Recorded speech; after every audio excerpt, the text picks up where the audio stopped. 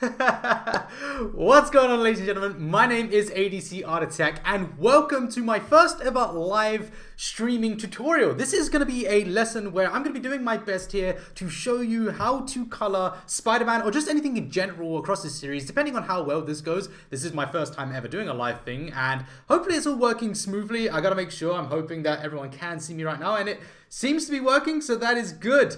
Now, during this video, I'll be showing you how to color Spider-Man, and it will be taken straight from a coloring book just for the sake of it being an already established image that we've got here, and we don't have to worry too much about doing, you know, the fiddly bits, the lines and stuff, but I will go into that at some point in a future live stream tutorial. So, what we're going to do right now is I'm going to show you the basics of how we, in fact, let's slap on a little bit of music. The Room Halo, thank you so much for the donation. So we're going to have a little bit of audio in the background, just a subtle bit of music. And I'm going to show you just the basics of how we do a character. Now I've got a wire hanging over me here. This is, there we go. Hopefully everything's cool. Hopefully everyone can hear me as well. Can you guys hear me? Everyone in the chat can hear me? Let's hope. Cool. Right, so yeah, I'm going to move this Spider-Man image to the side right here. And what I'm going to do is I'm going to pull this thing out here. And this is just a standard brown cardboard thing, and what I want to do here is show you how to color by using basic shapes and really the fundamental elements of what makes up a character model or anything in particular. So I'm going to start with 4 shapes that I think are extremely important, and I'm going to show you how we shade them. Don't worry if they're not precise or accurate in any way, shape, or form. This isn't supposed to be accurate, but let's start with, say, a circle. And don't worry if you can't see it too well. You will be able to when I start. Yeah, that's alright. Okay, so we've got ourselves a circle, which is going to act as a ball. All of these shapes are going to be 3-dimensional as well, by the way. So we're going to start with that shape, and we'll do a, let's say a cylinder shape would be a good idea. So a cylinder is just basically 2 lines, curve them around here. And these are extremely important, so please do not sleep on these. These are extremely important when drawing or coloring any character or anything that you want to, in particular today's Spider-Man. But these shapes really do make up the fundamentals of the character, and knowing how we shade these and knowing how to do this properly will really help you. So we've got 2 shapes here. What other shapes to make up the character? We're going to do a RG Grind Gaming. Thank you so much for the donation. We're going to do a pyramid shape right here, and hopefully we're still on page. Okay, cool. So we are still there. In fact, I think that pyramid shape is probably not the best way to do it. So we'll do the pyramid shape face on. I think the face on view will actually help a little bit more here. So we'll start by doing a line down the center, and it will go off in this direction. Now the reason I'm doing it as this one is because I want a different viewpoint for each one of these shapes. And I know if you are just jumping into this right now, it probably looks really strange that I'm showing you all of these basic shapes when I said I'm going to be doing Spider-Man. Don't worry, because this really does play into the character of Spider-Man. As an example, right here, see this one as the head shape, see this one as the shape of the nose, and see this as the shape of the arms. So really, this is going to be super important.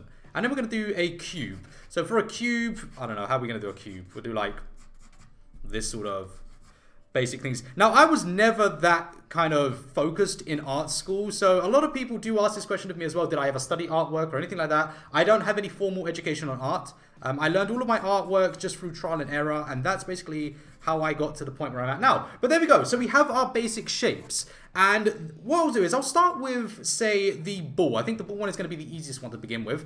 I'm going to start by showing you a light source. So a light source, a typical one, we're going to start come up here.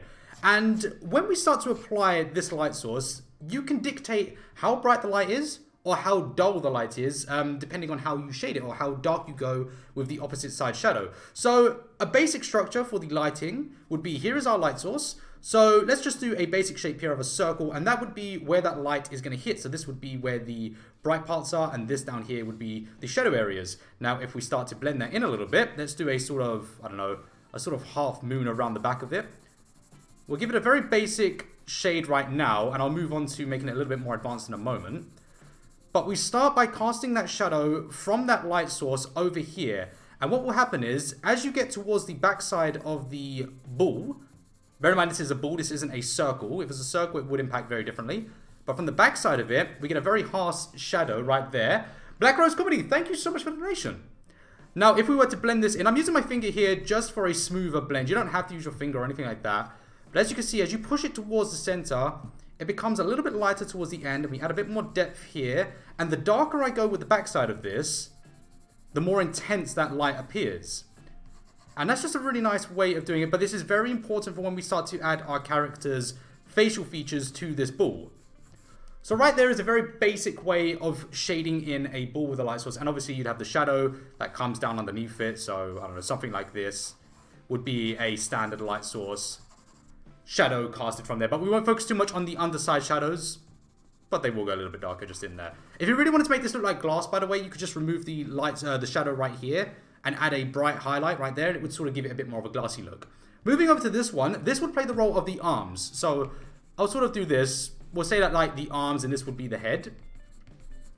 So when we come onto the arm part, let's just say for the sake of this particular part right here, I'm going to put the light source coming from, where should we do it? Sort of like, it needs to be higher than this. I'll have it coming higher than this so we can keep this bit bright, but we'll have it sort of coming face on. So from here is where that light source is going to come from. And the reason why I'm doing that is because it will go on to the coloring we're going to be doing later on. So what I can do is, to show this, I can add a sort of dull shadow right here that comes very lightly towards this area, which will be a bright highlight. So a very dull shadow here. And on this side, we'll make a very, very dark shadow right there. And we'll bring that coming in lighter and lighter as it gets closer towards the center. So this will be the bright highlight. And there you go. Now, if you want to change the intensity of the light once again, you can just darken this area up. And the darker you go with that deep shadow, the brighter that light appears. And it's a very, very cool technique, and it is something you should learn. All of these images are something you should learn when going into doing this Spider-Man drawing. So again, we've got that one, and the shadow, because it's coming from this angle, and we can see that, it's going to be casting a shadow off in this direction. So the shadow will naturally go that way, like that. Very basic, very quick, and very easy. Oh, not even finally, we still got two more shapes. Moving on to the pyramid shape. Now, the pyramid shape acts a very funny one. And for the sake of this, because of the character I'm going to be doing, I'm going to have the light coming from the side here. So our light source is right here coming across, which means all of this will be bright. All of this will be just as it is right now. But this area will be cast in a shadow. And this is super important for doing a nose. So I'll put that down as a point of reference. This will be the nose. So you'd have this half of it in a shadow. And this half of it will be in the light. A very basic thing to do, and we can just have the shadow going off in a direction like this. Nothing crazy. Aracon, thank you so much for the donation. So this one goes off in that direction like that. Finally, we have our cube. Now, our cube is a funny one. A cube is a very funny shape to shade. It doesn't play such a major role in doing the Spider-Man piece today, but it does serve a good purpose in learning the cube because it is a sort of element that does play somewhat of a role in, say, the torso. So I'll put that as the torso shape. Now, when you've got your light coming, again, we'll have the light coming from, so let's say the same position as this one up here, as the ball. So if the light is coming from here, how is that going to impact? So let's just say the back face over there, the really hidden one that we've got, is going to be completely masked in a bright glow. One of these two sides will most definitely be brighter than the other one. This side will be in a complete shadow. So this one gets its complete shadow like so. And then one of these two sides that we've got left over are going to be cast in a sort of partial shadow. So I'm going to pick this one for the sake of this. But again, this is relevant to how you want to do it and how you want your shadows to interact. But this one will have a very light one. A technique that I like to do, just to make things easier as I transition into it, is I just make this side down here a little bit darker, just to show a transitional blend into that dark shadow around the back. And then here, obviously, is very super dark. If I can get that. There we go. You got to be careful to get a flat shadow here, because if I make this too dark here, as you can see, it gives it a sort of roll. It makes these areas look a little bit more rolled than just harsh edges. But that is the basics to doing, and again with the, sorry, the shadow will go off in that direction. Shadow's not important on this one anyway. So there's the basics to creating your Spider-Man character. These are the building blocks to creating our character, and this is something that I would suggest right now you screenshot it, take a screenshot of this, take a photo of it, whatever you're doing, because it is a very quick and easy thing to learn, and it is something you should practice. So there is that. What we're going to do now is going to move on to showing you quickly how we're going to blend the elements of these things. So what I'll do is I'll grab a sheet of paper right here, and I'll actually put it next to it so we can sort of see a little bit of a contrast between the two. So that should serve a nice purpose there. Right, so now if I get this ball and I put it here, so a very basic ball shape right there. probably a little bit larger than I want to do it because I've got to color this, but never mind. Now, grab our colors. Now, I have taken a little bit ease of pre-arranging my colors, but I will go into, in a later video or something, how we pick our colors. But it's very easy. We just make a whole bunch of scribbles on a separate sheet of paper, and you pick your colors like that. Nothing fancy about picking colors. Just go for it. As we're doing Spider-Man, we need to establish how we're going to blend into a... Well, we know that we got our reds, but we need to figure out how we're going to blend those into dark and light tones. And you need to be aware of the colors that make up the red color, and also what kind of light source do you have.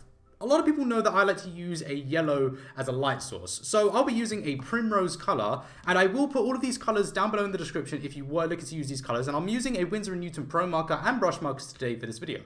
Now, I'll be using my Primrose color to sort of add a base glow to it, and that gives a very nice impression of...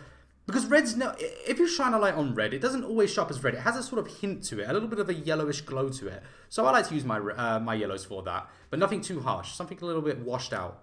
And what I'll do is I'll place a base similar to what we've got here. So I know that this part here will be an extremely bright highlight. So I can skip that area and just create a sort of a highlight around it. Now, it doesn't have to be clean or smooth, and obviously we'll do it smoothly when we get on to actually coloring our image of Spider-Man.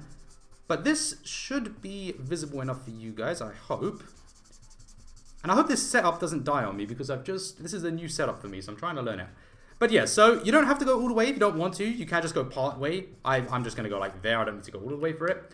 And if you're not happy with the blend you've got at the top because it's not smooth, you can always use a colorless blender just to push those colors in or out of it. It's entirely up to you. You don't have to do that stage. I just did it there for the sake of it. But let's grab our second color, which is our lipstick red. And this is going to serve as our primary base color for the Spider-Man character. So what we do is we make our sort of rough areas around the highlighted area. And depending on how bright you want that light source will depend on how low you take this. I'm actually going to switch to the brush, whatever that is, broad nip. Yeah, so depending on how high or how low you go with this red, what word can I use for that? In conjunction? Something like that. Whatever, just as far away from the highlight as possible will dictate how bright this sort of glow or light is going to be. So let's bring it all the way down. And because it's a base color, I'm going to sort of push it right to the edges and right to the ends. Again, you don't have to do that because this is just a test. I hope you are doing this along with me at home as well, because it's a great thing to do is practice with someone while you're watching them as well. So now we take our Primrose color, but there is a secret color that I do have. So you can try your Primrose color and push it into it, and this will just take a lot of layers to do. By the way, if you're wondering what paper I'm using, it's irrelevant. I'm using a sketch paper right now, but really, we won't be using sketch paper when we jump into the coloring book. I don't know, where's that paper? It's very bad paper, whatever that is. But yeah, so you want to catch this while it's wet as well, so I should be working fast. So you can use the Primrose, and as you can see, it slowly blends, but it's just a nightmare to do. It's just a lot of this, and it kind of gets nowhere really fast. You can go over it with a blender. So if I grab my blender, I can jump straight over that and start using it to push it in. The problem with the blender is, I don't know if you can see it, it starts to break the color down. It starts to cause it to go white and remove the pigment. So I grabbed this nice middle tone, which is an Apricot, and it serves a wonderful purpose of being a sort of bridging gap between the two of them. Now, because I already slapped that blender down, it might have damaged the paper to the point where I can't actually color it. But as you can see, it already makes a massive difference just adding that Apricot in there. A sort of middle ground between our red and our yellow. And yeah, the paper got damaged a little bit by the blender, but that's actually blending nicely into it, all things considered. We go back over it with our Primrose, and as you can see, we've got ourselves a somewhat blend. Now, as these colors dry out, they will start to wash out a little bit into each other. But let's move on to the next part, which will be the berry red. And now this one's a very harsh color. You don't have to use berry red if you don't want to. But as you can see, it's a very, very harsh color. But you need to be aware of how low you go, because you are going to be doubling up with your lipstick red, your previous red. So we're going to drop this low somewhere around here. Of course, I am doing this rough. Please be aware of that. It does look a little bit scrappy what I'm doing right now, but we'll be okay. By the way, if you're wondering why I'm wearing headphones as well, I'm not being rude. I have a, what's the word? Perforated eardrum, so I can't actually hear out of my left ear too well. And if I talk without headphones on at this desk, it will hurt my ear very badly. So I have to wear my headphones while I'm at my desk. Now, what I'm going to do here is use my lipstick red to push that berry back in. And I'm pushing it in, being careful not to go too close to that apricot. But if we do go too close to the apricot, the fail-safe is we just grab the apricot again and we start all over again. So it's not a major concern, but it's just infuriating when you have to keep on going back and forth. But as you can see, we're slowly getting our blends through. And obviously I am doing a very large ball here. This isn't a small shape. So when you're working on a large area like this, it does require a little bit more pushing, a little bit more time. But eventually it starts to get these smoother blends and you start to work it in. I need my apricot. So the apricot, we'll push it back in there and we start to bring that blend in nicely. And it's really starting to come together and serve a good purpose for our, or basis for our Spider-Man image, as you can see. So that is sort of how you start to do it. And you can start, at this point, you can start to go darker, keep grabbing your darker reds, going into walnuts, going into dark grays if you really want to. But as I say, you just build it up in layers. So here's a brick color, and I'm just starting to push this in. Now this is a brush, and in the perfect world, all of my pens will be brush tips. Unfortunately, I don't have brush tips. I don't have all of the brush tips, so I am limited to using pro markers and brush tips. But I would recommend you go and get some brush tips of any pen that you use. What color were we on? We're on a red. So we'll push that back in there. As you can see, blending it in very easily, very nicely. And it's getting somewhere slowly. Now, I do understand a lot of people are stuck at home right now as well. I should say this. It is a difficult time for everyone, so I do hope everyone's staying safe.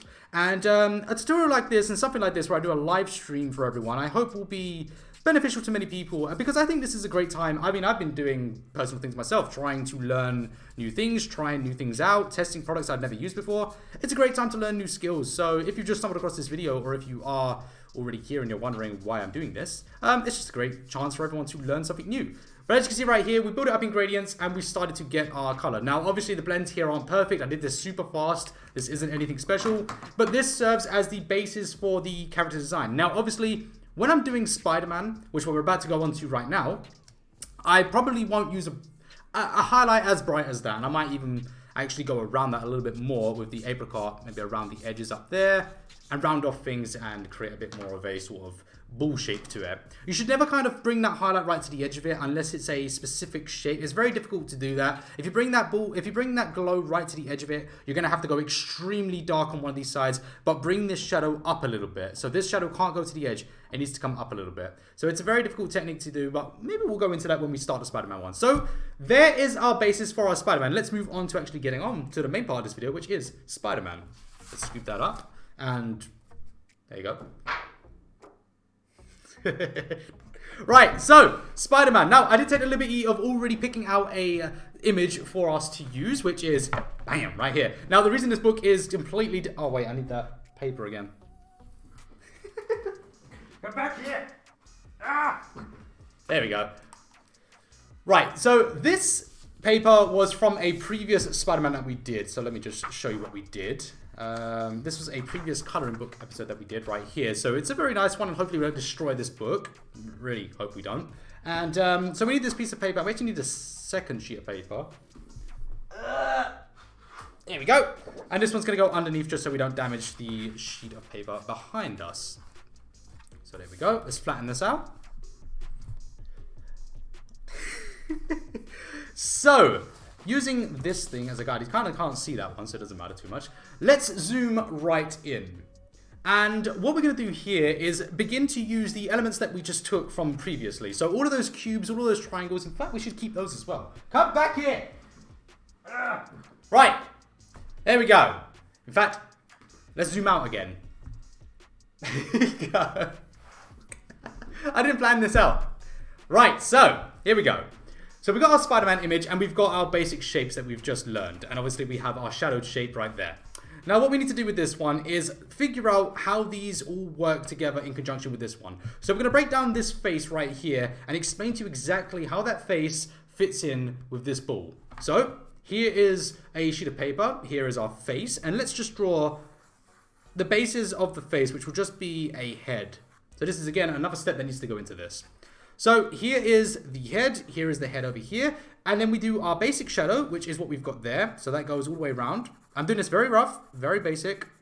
Nothing crazy right now because you don't need to do this all over the top and crazy.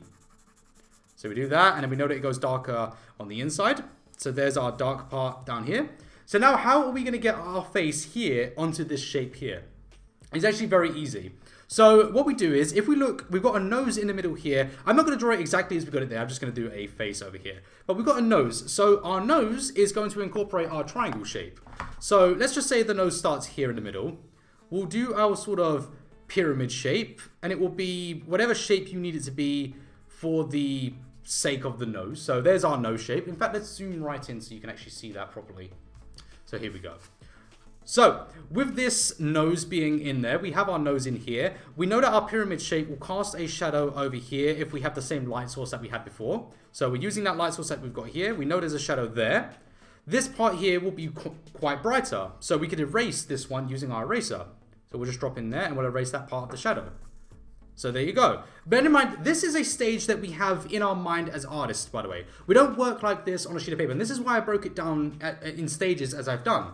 Because you need to have that understanding of this base shadow that goes around the entire ball shape of the head. You need to have that in mind, but not necessarily put it on the paper, because obviously it would distract from what you're doing. You can't just color a big shadow in and then fill in details. It just wouldn't work. Where would you put the eyeballs? So it just wouldn't work. But you have this in your mind as an artist, and then you move on to the next stage, which is, okay, I know that there's a shadow there. I'm going to put that nose on there. So now the nose is on there. How is that nose now interacting with the ball shape? So we got our shadow. We know that our nose is going to cast a shadow across there. So let's do a harsher line so you can actually see the outer rim of the nose.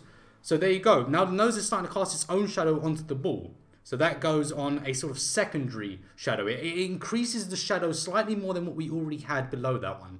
But then you start to add these minor details in there. So now we know there's a ball shape here for the nostril, and there's one here, and of course there's one on this side. So now how do these impact that shadow? Well, this one just brings a deeper shadow into this area because it's just an object on top of that object. So it adds a deeper shadow. And the same thing here. It's now a ball on top of this one. So now that adds an even deeper shadow. So we added shadow right there. So now we're starting to get that nostril in there. But we can also remove this part of the shadow here. And bear in mind, once again, I need to keep stressing this. These are the steps that are taken in the head. These are the steps that an artist takes in their mind and knows what they're doing as they're doing it. But this is just me breaking it down how I think about it and how it goes. And I am seeing the chat, guys. Thank you so much for leaving comments in the chat. I do see you all. It's just very difficult for me to do this as a lesson and keep up with the chat. But thank you all so much. Everyone's here. We've got 570 people here. Thank you so much, guys. So what we're doing here is, as you can see, we're removing that light source there. And at the same time, we're going to add one underneath this ball shape for the nostril right there. Same thing underneath that nostril, underneath the center of the nose, which is that point right in the middle. We add a shadow there. And this is how we start to build them. Now, this is where things get a little bit difficult. You need to have a bit of an understanding of the anatomy of a human for this part. So now we're going to put, let's just say the eyes are in this area here. So we have an eye here, and we'll put another one over here. So basically, there's our eyes. We know that they're in those areas, but we have a cheekbone right here with a bit of sort of fleshiness right there. So the fleshiness will be here. It's right there. We need to put that here. So that is essentially a ball. We put that ball in there. How does that ball now interact with that base shadow we've already got on the paper? Well, because it's a ball and it's sticking out, this is up to you because you add the pounds on your character that you want to add. If you want to add some weight to him, you'd make it larger. If you want to take the weight away, you'd remove it. So depending on how bright you want to go with that, would just dictate how far these stick out. So if I was to remove, let's just say if I added a shadow underneath this one, going around here, there is a shadow under this part, which now tells me he has a fairly strong cheekbone. But that means I have to remove this part. And depending on how deep I've gone with this shadow underneath it, will depend on how bright I make this part that's sticking out. So it starts to build up. Now we can keep all of this shadow in here because we know that this stays around here. There are other muscles in there that you can add on if you want to. It's entirely up to you. But this shadow looks pretty good, so we'll keep this one in here. So that'll go all the way around. But then we have things like this. The part of the nose comes out. Again, this is that whatever this shape is. What's this shape? A cylinder. So now we have this cylinder shape right here. It's creating right there is this basic cylinder shape. So how does that fit in? It adds a little bit of a shadow just there, and it comes around over here. And there you go. And this is the foundations of the characters of how we build them onto our thing, onto this. And we just start to build those basic shapes into it. We know that there's a dip in here. which increases a shadow there because there's a sort of ball shape in here for the center part of the eye. So we know that that's going to cast a shadow underneath it, there, and also that will carry off into that distance like so. And that is just all we're doing is we're adding to our already pre-planned out base that we have there. And this is the stage that every artist does in their mind, not on the paper, but it is a good practice to do it on the paper and then figure out. And that's what we use this base sketch for. That's what we use all of these rough stages for, is just planning out what it is and how we're going to do this. So with all this being said, hopefully this has been sufficient. We're going to move on to actually coloring Spider-Man now. So what do you guys think right now? We'll take a quick pause and look at the comments. Are we helping out right now? Is this going well for everyone right now? Are we understanding the basic shape of how a face works at the moment? Obviously, it's very basic. They're very quick guides. But is it working? Is it actually helping anyone? I hope it is, because I do find it... It's very hot in here. My gosh. I'm in a new studio. It's super hot. I hope that's helping everyone out. So we're going to move on to doing... And again, this is like a shortcut. This is like, if it were to put the mouth in here, let's just say the mouth was to cover up this area here. The bottom lip would stick out, which means that bottom lip's going to have a highlight here, but there'll be a shadow under the bottom lip. Because it already has a shadow, but then it casts an extra shadow because the lip protrudes, the lip sticks out, which means a shadow will go underneath there. But then you have this ball here for the chin. So there's a highlight here and a deeper shadow underneath it. And it goes around and then it connects. This is how you build upon the layers of a face. And it's the same thing when you do... He does look angry. He does look very angry. But you could change that easily by reducing the amount of shadow that you're using and also change the angles of the face. For example, you could just bring a sort of happiness with a bit of a glowy eyebrow. And you could change the expression of the face quite easily. But let's move on to coloring Spider-Man. So we're going to keep our... Whatever these are, we're going to keep our sort of test images and our rough sort of basic shapes to the side of us so we can just sort of see them. In fact, what we'll do is we'll do this. You guys can't see it, but we'll just bring that to there. There you go. That works out. That works out, actually. So here we go. How are we going to incorporate what we've just learned into doing this Spider-Man image? So I've not gone through how to pick our colors just yet. I'll do that in a separate video at some point. In fact, let's zoom even further in. There you go. How does that look? Is that a good quality image? I hope that's good quality because I paid a lot of money for this camera, so it better be good. So how are we going to incorporate what we've just done? Well, I'm going to keep this one to the side right here. We're going to input that onto there. Quite simply, that's all we're going to do. So we'll get our base colors and we'll start again. I'm going to use my glowy Primrose color. Hopefully you can see it. Let's see the quality. You can see it. That's very nice. So what we're going to do is I will start basing these layers. Now, you don't have to cover the entire thing. In fact, before I do that, it's probably a wise idea that I show you exactly the steps that I'm taking. This onto this. So we know the eyebrows are underneath here. The eyes are here. With the brow line being under here, we have a cylinder shape just there, which casts... A cylinder shape is right there, which casts its own separate shadow. We know that the shading goes around here. It would be better if I had tracing paper so I could actually show you this without doing it on this. But never mind. And we have another cylinder shape right here. These are the two eyebrows. Down here, we have a triangle or a pyramid for our nose right there. There's our pyramid nose in there. We have our mouth, and the chin is hidden. The chin's a little bit underneath, so we might not cast too much of a shadow with the chin. But we know that that's the pyramid nose in there, and I'll go into that as we do it. So let's start coloring. So, in fact, let's remove those lines so we can start coloring properly. Now, I'm not using a professional quality paper here. I'm just using the paper that is provided within this coloring book. So it might not be the best quality thing in the world, but hopefully it does help you guys out, and hopefully it works out pretty well for me. If it doesn't work out, this is going to be a really quick tutorial because it ain't going to work. But let's see. So, Primrose color. We know our highlight's going to be up here because we're following the same guide that we did before. We've chosen our light source. We know our light source is coming from up here, so let's do that. Let's say light. Light. There. Okay? So with our light source coming down like this, we can see the shadows that have already been placed in here. So they've kind of limited us a little bit to how we can work with it. But we'll ignore those for the most part because the light source is actually coming from the straight. Ignore the light source. So here we go. We know that there's a highlight up here. So let's just do, say, the circle of the light source in there. So what I'll do is I'll very roughly do a slight primrose color around the highlight source. Or the highlight, should I say, not the light source, the highlight. So we'll do a very basic primrosy color around any areas that are going to have those bright highlights. So again, there'll be one sort of, in fact, we'll just go yellow with that one. We don't need to make that super bright. So we'll just do the entire thing yellow actually up here. So we'll just drop that down. I say yellow a lot, but this is actually primrose. Primrose is a very washed out yellow color. I would recommend using this over yellow. It's sort of dull, dim. It's nice. Apricot, we'll use that in a moment. We'll start with lipstick red. Okay. So this is where you dictate how bright and how harsh you want that light to be. Really have a clear understanding what you're going to do. I don't have one of them, but we're going to do our best for this one. So we know that down here is going to... I know it's Easter, but I thought just... Did someone just talk to me? Was that God? I don't know what happened there. I just heard a voice in my head. That's weird. Right. Okay, so, right. Here we go. We know that these are these sort of... I'm going to draw them using this pen. We know that the cylinders for the eyebrows come down here, so that's cool. We'll mask off the eyebrows like that. There are eyebrows in here, so there's a cylinder for them. Let's make a sort of circular shape for them. There. And another one just in there. Very basically, there's our... I made a dot. Didn't mean to make a dot. Never mind. If you make a mistake, don't worry. Just work it into your piece. So there you go. That's how that's going to work. And we'll just bring this bit up. We'll say to like there. We don't want to go crazy with this bit, so we'll bring it up as a... I don't know, that could be a nice highlight source right there. So this one will go right around this. Remember, this is our base red color. So with our base red color, it doesn't have to be... You can be generous with this one. And it can go sort of as high as you want it, as close as you want it to that highlight source. It's entirely up to you how far you want to go with this base color. You can, in fact, remove your highlight color if you don't want it. I just like the highlight colors, so that's what I'm going to work with. And in fact, this paper isn't too bad. It is actually bleeding a little bit, but that might work into our favor. So there is sort of where that highlight's going to go. Now what we do is, we grab our apricot, because we made the mistake before of using the primrose. We'll use our apricot, and what we'll do with the apricot is we'll bring that into it, we'll bridge it into that primrose color. So we'll just do something like this.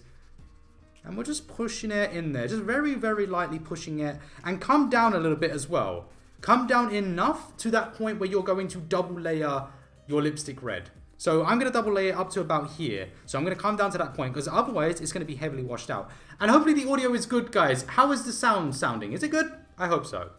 So we're pushing it into that. I'm going to bring this right the way around. And the reason I'm doing that is I don't want it to be too overpoweringly bright. So we're just going to bring it around there. And don't worry if you go outside the lines. I just went outside the line there. Don't worry about that. Don't worry about it. We'll add a background if we go outside the lines too much. But there you go, and now we're just bridging it in, pushing it into the apricot, and bringing it closer to our highlight. There you go. Now we can grab our blender if you really want to use a blender. You don't have to, but if you want to. And we'll push that blender in there, and we'll cover the entire area to wash that color in. Sounded amazing. Fantastic. I love you guys. So, second layer. In fact, I'll tell you what we can do is work on these highlights down here as well. So again with these highlights, you want to keep your pens in your hands as well like this. So like that. I always keep my pens in my hands and I juggle them about with me. As I grab the next dark color, it then goes into a line. So I end up with my dark colors in a line and I start to grab them so I don't have to look at what I'm doing. I want to remove as much thought as possible. And you should be doing this as quickly as possible because it will dry, but it's okay. We'll work with it if it dries. In fact, that'll actually be a good lesson. If it does dry, I'll teach you how to get past that part. But yeah, so keep your colors in line. So when you're ready to grab your new color, you just go, boop, there's your color ready for it, and you slide back into its gap. It's a good thing to learn. It's a good trick to learn, and you definitely should try to learn to do it. So here we go. I'm just going to push that color in there. And this one probably doesn't need to be as bright. So I'll dumb it down a little bit. Dumb it down? I'll dull it down a little bit. And there you go. We're starting to get a very nice glow. And you can see how easy this is. It's just... Alright, that probably doesn't sound nice to say it like that. But it becomes easy. And again, my colors are back in an order. And what happens is they switch around. So what color was at the front is now at the back. And I go on a conveyor belt. But yeah, so it becomes like second nature. And you shouldn't worry too much about making a mistake with your piece anyway. Let's just say, for example, I don't know. I'm going to grab a color right now. I'm going to grab my darkest color. The darkest color. And I'm just going to go, oh, bugger, oh, bugger, oh, bugger. I've made some mistakes. That sucks, right? I've made a mistake. I didn't want those lines there. So what we're going to do, we're going to grab another color. And we're now just going to say to ourselves, right, how can this incorporate into it? So these weren't terrible mistakes, to be fair. But maybe I didn't want to go too far to the edge with that one. But it's okay. I'm just going to have to shade that whole area over here. And so I'm going to push that shadow right to the edge, as I didn't want to do it. But now I'm going to. And you know what? It actually looks okay. I was going to leave this rim around here bright and light. Doesn't matter. It's okay. It worked out. So let's bring that back up there so you can see it. And let's zoom in a little bit more. There you go. So it works. The mistakes are fine. Look, you just be careless with it. Mess around with it. Don't even take your time with it. I'm just having a bit of fun with it. Because it's okay to adapt. It's okay to make those mistakes and to learn from them as you go. Which is something you want to do. You don't want to make mistakes all the time, but you can make mistakes all the time. If you make a mistake, adapt from that mistake. Learn how you can change it up. Oh, by the way, so this shadow, by the way, is going to be a little bit different just because I'm giving him a sort of angry expression. But again, we drop back onto that ball shape. Where's my ball? We drop back onto our ball shape and we go around. We're dropping back onto it and we're going around. You can see that's our shadow line that we're following. We're going around. So again, we don't deviate from that shadow. We know that shadow is there, it exists, and that's the way we're doing it. So we'll grab our next color. What shall we grab? We'll grab the red again, and we'll just push that back in again. Now it looks like I've gone too high right here. I'm too close to that highlight. Not such a big problem. I'm a little bit closer to it than I wanted to, which just means I'm going to have to grab that apricot back again. I'm going to use the apricot. In fact, this can bleed in a little bit more. Bleed in. There you go. Just soak the paper. It's okay. The alcohol will just burn off. Or you can just, if you're an alcoholic, suck the paper. Don't drink alcohol markers. It's not a good idea. I never tried it, but I wouldn't recommend it. So I'll just do that there. I'm going to blend this one back in. And what do you know? It blended in nicely. Look at that. It's alright, that didn't blend in nicely. Hold up. What can we do to change that? Let's pull in our, no, not that one. Let's pull in the lipstick again. Yeah, there you go. So we'll start to just push that color out. And what you're doing here is you're dabbing at it and pushing it. So you're just trying to do, because if I do what I've been doing the whole time like this, all I'm doing is moving the color back and forth. I'm just doing this with the color. We don't want that. We want it to move. So all I'm going to do is push it. I'm just pushing that color out and I'm threading it away. You can use a blender for this, but I wouldn't recommend it. Blenders are, they're a hit and a miss. Sometimes a blender will work, but most of the time in my experience, when you're using a blender, it will just wash out the paper and it will remove the pigment of the ink that you've put down. So don't really rely on a blender too heavily. Try and get this practice behind you beforehand. We're going to grab ourselves a brick red. Again, all of these colors are going to be in the description at the end of this video. I didn't get a chance to write them down right now, but they will be in there at the end of the video. So if you're watching this live, you get the benefit of seeing me use them as I use them and telling you about them. How are we doing? Pierre Oliver Brown, thank you so much for your donation. You got me back into drawing and I'm very thankful for that.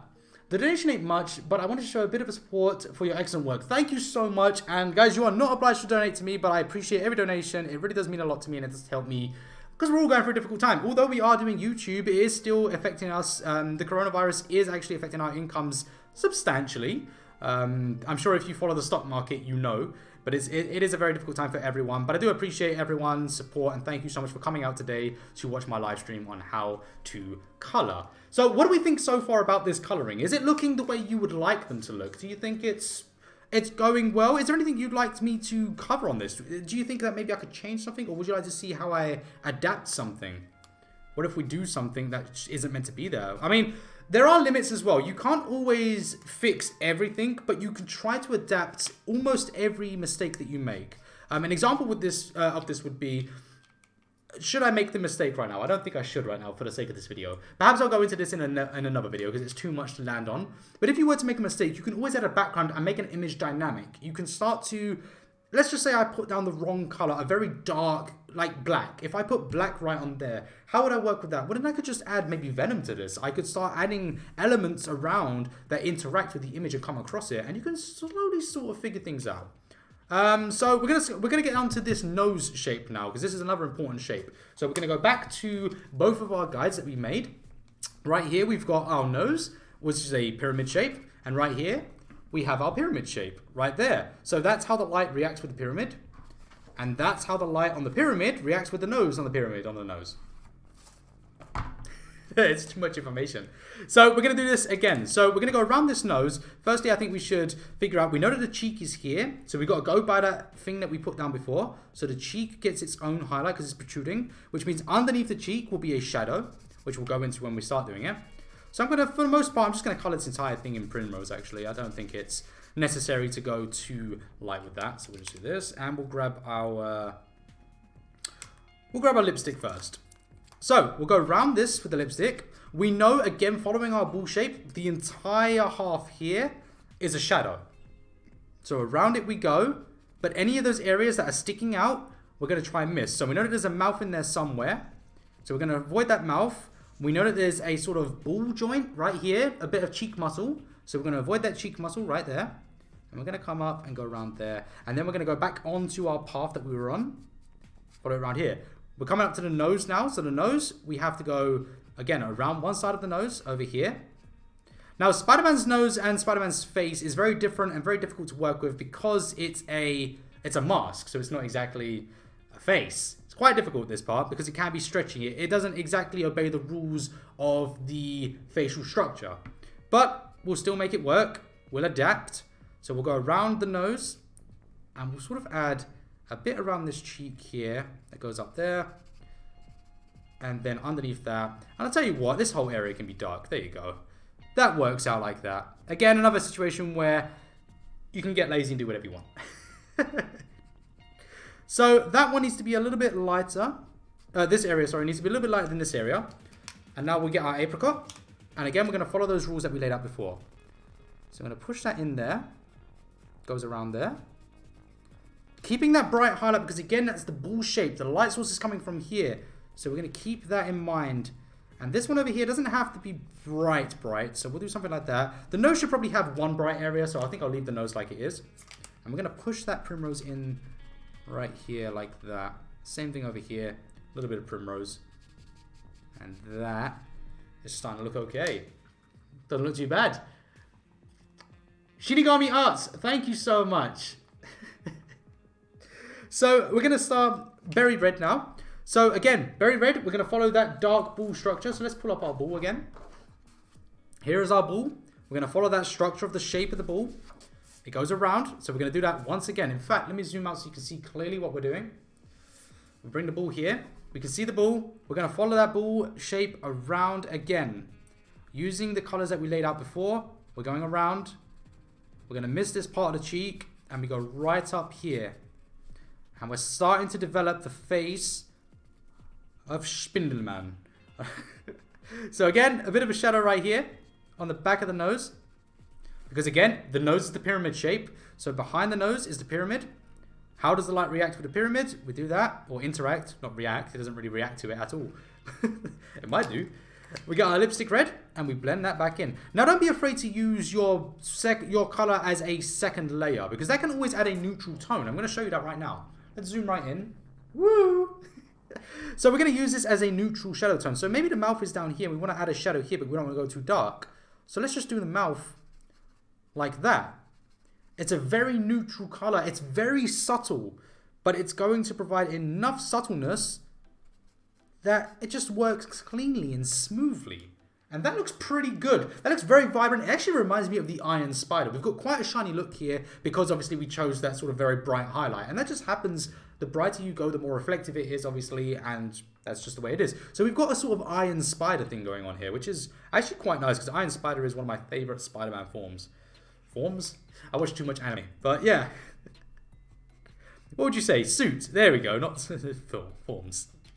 But there you go. So we're going to add some more deep, dark colors. Now, again, we got to follow our ball shape. Again, we have to keep pulling this thing out.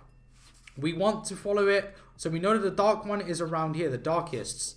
So we go along the dark ones here. You can add a sort of cheek indentation if you want, like this. And it's subtle things like this that change your drawing completely. Adding those minor details that most people don't add is what can really elevate your drawing. Sometimes it's too much.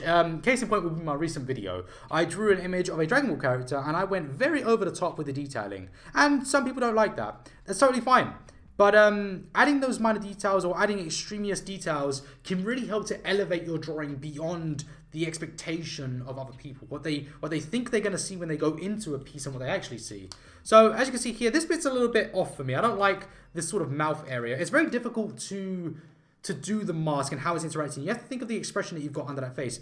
Do I want him sucking his lips in? If he's doing that, there's a shadow in this area here. There'll be a shadow across the middle. Right in there, there'll be a middle. If I want him blowing out or breathing, it'll come out like it is right now. So right now, it looks like he's breathing outwards. But I don't like that look. It adds too much roundness to him. So we're going to combat that by getting our sort of mid-dark color again. And we're going to place it sort of in here to give a bit of a mouth in there. And this will just help to sort of bring it all back in and make it look somewhat sensible. Just like that. It just adds a different element to that piece and it changes the expression on the face underneath. Again, Spider-Man is a very expressionist character. Expression...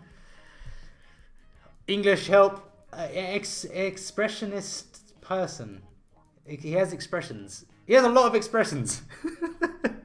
So let's get our really dark color that we skipped over before. Now, I didn't use this dark color prior because I just didn't feel it was necessary. But if we add this dark color in here, we can sort of get a nice shadow around it. Someone's going to drop the word in there right now, aren't they? They're going to let me know what it was. Expressy something. But yeah, so we get that nice dark color going around. And it really does help to add some depth. I love depth, by the way. Depth is one of my favorite things to do. I think depth is just... It really adds to the grittiness of a character design and the expression of a character. So I would say prioritizing depth is a good thing. Shadows are just amazing to use. They can really shape the entire piece. And as you can see right there, we've got a beautiful looking Spider-Man already. Obviously, all of this artwork is subjective as well. I will say this is not by any means the definitive Spider-Man or the way Spider-Man should look. This is just my way of coloring and this is just how I've chosen today to color him. You can change it up how you want and you can adapt these skills that you're learning today to however you want to do it. But I think right now, that is a good face for Spider-Man. What do you guys think about that right now? Do you think that looks good? I hope that if you are following me along at home, it's looking good and you're enjoying this one. I think it looks pretty nice and I'm very happy with that. We can move on to adding some minor details, which are very difficult to do. But what we do in this situation is we grab ourselves a white pencil. Now, this isn't exactly a white pencil. I have no idea what this is. Does this actually... probably not use that. Probably don't use that. That'll work now. So if we get ourselves a white pencil, we can add sort of... I heard the noise again. So with a white pencil, we can add these really unusual details, which I probably shouldn't do in this video because it's about markers. But you can really bring certain elements forward. Like just here, we can add sort of textures to it and really just elevate these areas further and change the dynamic of what it is that we're doing right here. So let's just pop a couple of these sort of white lines there. They're very subtle and they don't have to be anything spectacular or crazy vibrant or cool, but just adding these very, very minor things really help to just bring your artwork forward a little bit. And as you can see already, we've got a really heavy iron spider look going on here. It's very shiny.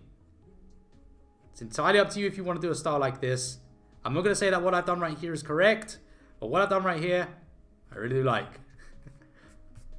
That looks pretty good. I'm not going to mess around too much with that white pen. We're going to keep that back. So let's move on to doing maybe a blue area. So a blue area, this is going to be fun. So we're going to break down those shapes again. Let's zoom back out and we'll work on... Let's work on the bicep area. So up here, we're going to work on this area here. We've got a shadow that already dictates a lot to us, but we're going to have to pull out our cylinder shape for this one. So here we go. Here's our cylinder shape in combination with the ball. So this is where things start to get a little bit tricky because you've got so many shapes working together again. So here's our cylinder. How does this turn into that? Well, the bases of this image, where's my pencil?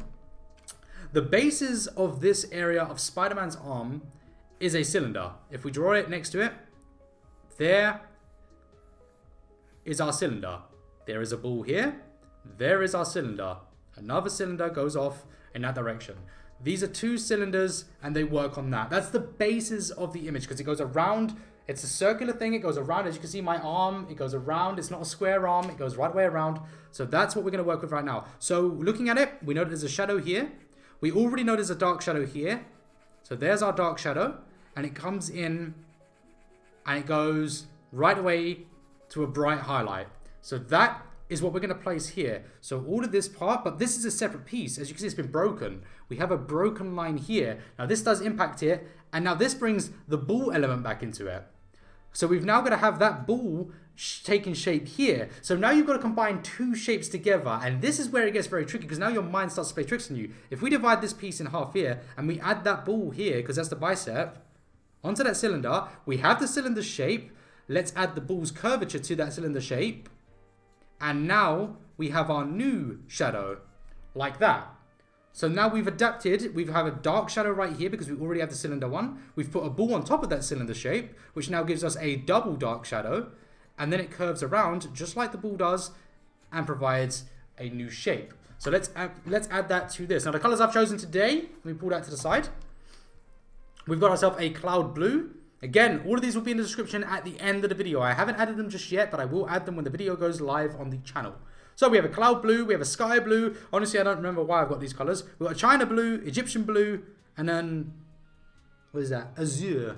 I don't know what azure is, but we've got azure. We went through this before in a previous video. So let's get our blue, our cloud blue. Now, the cloud blue, I don't know if we really want to add a bright highlight to this. So I'm going to ignore a white highlight, and we're going to do this. We're going to let the cloud blue double up itself and provide its own sort of light, its own highlight.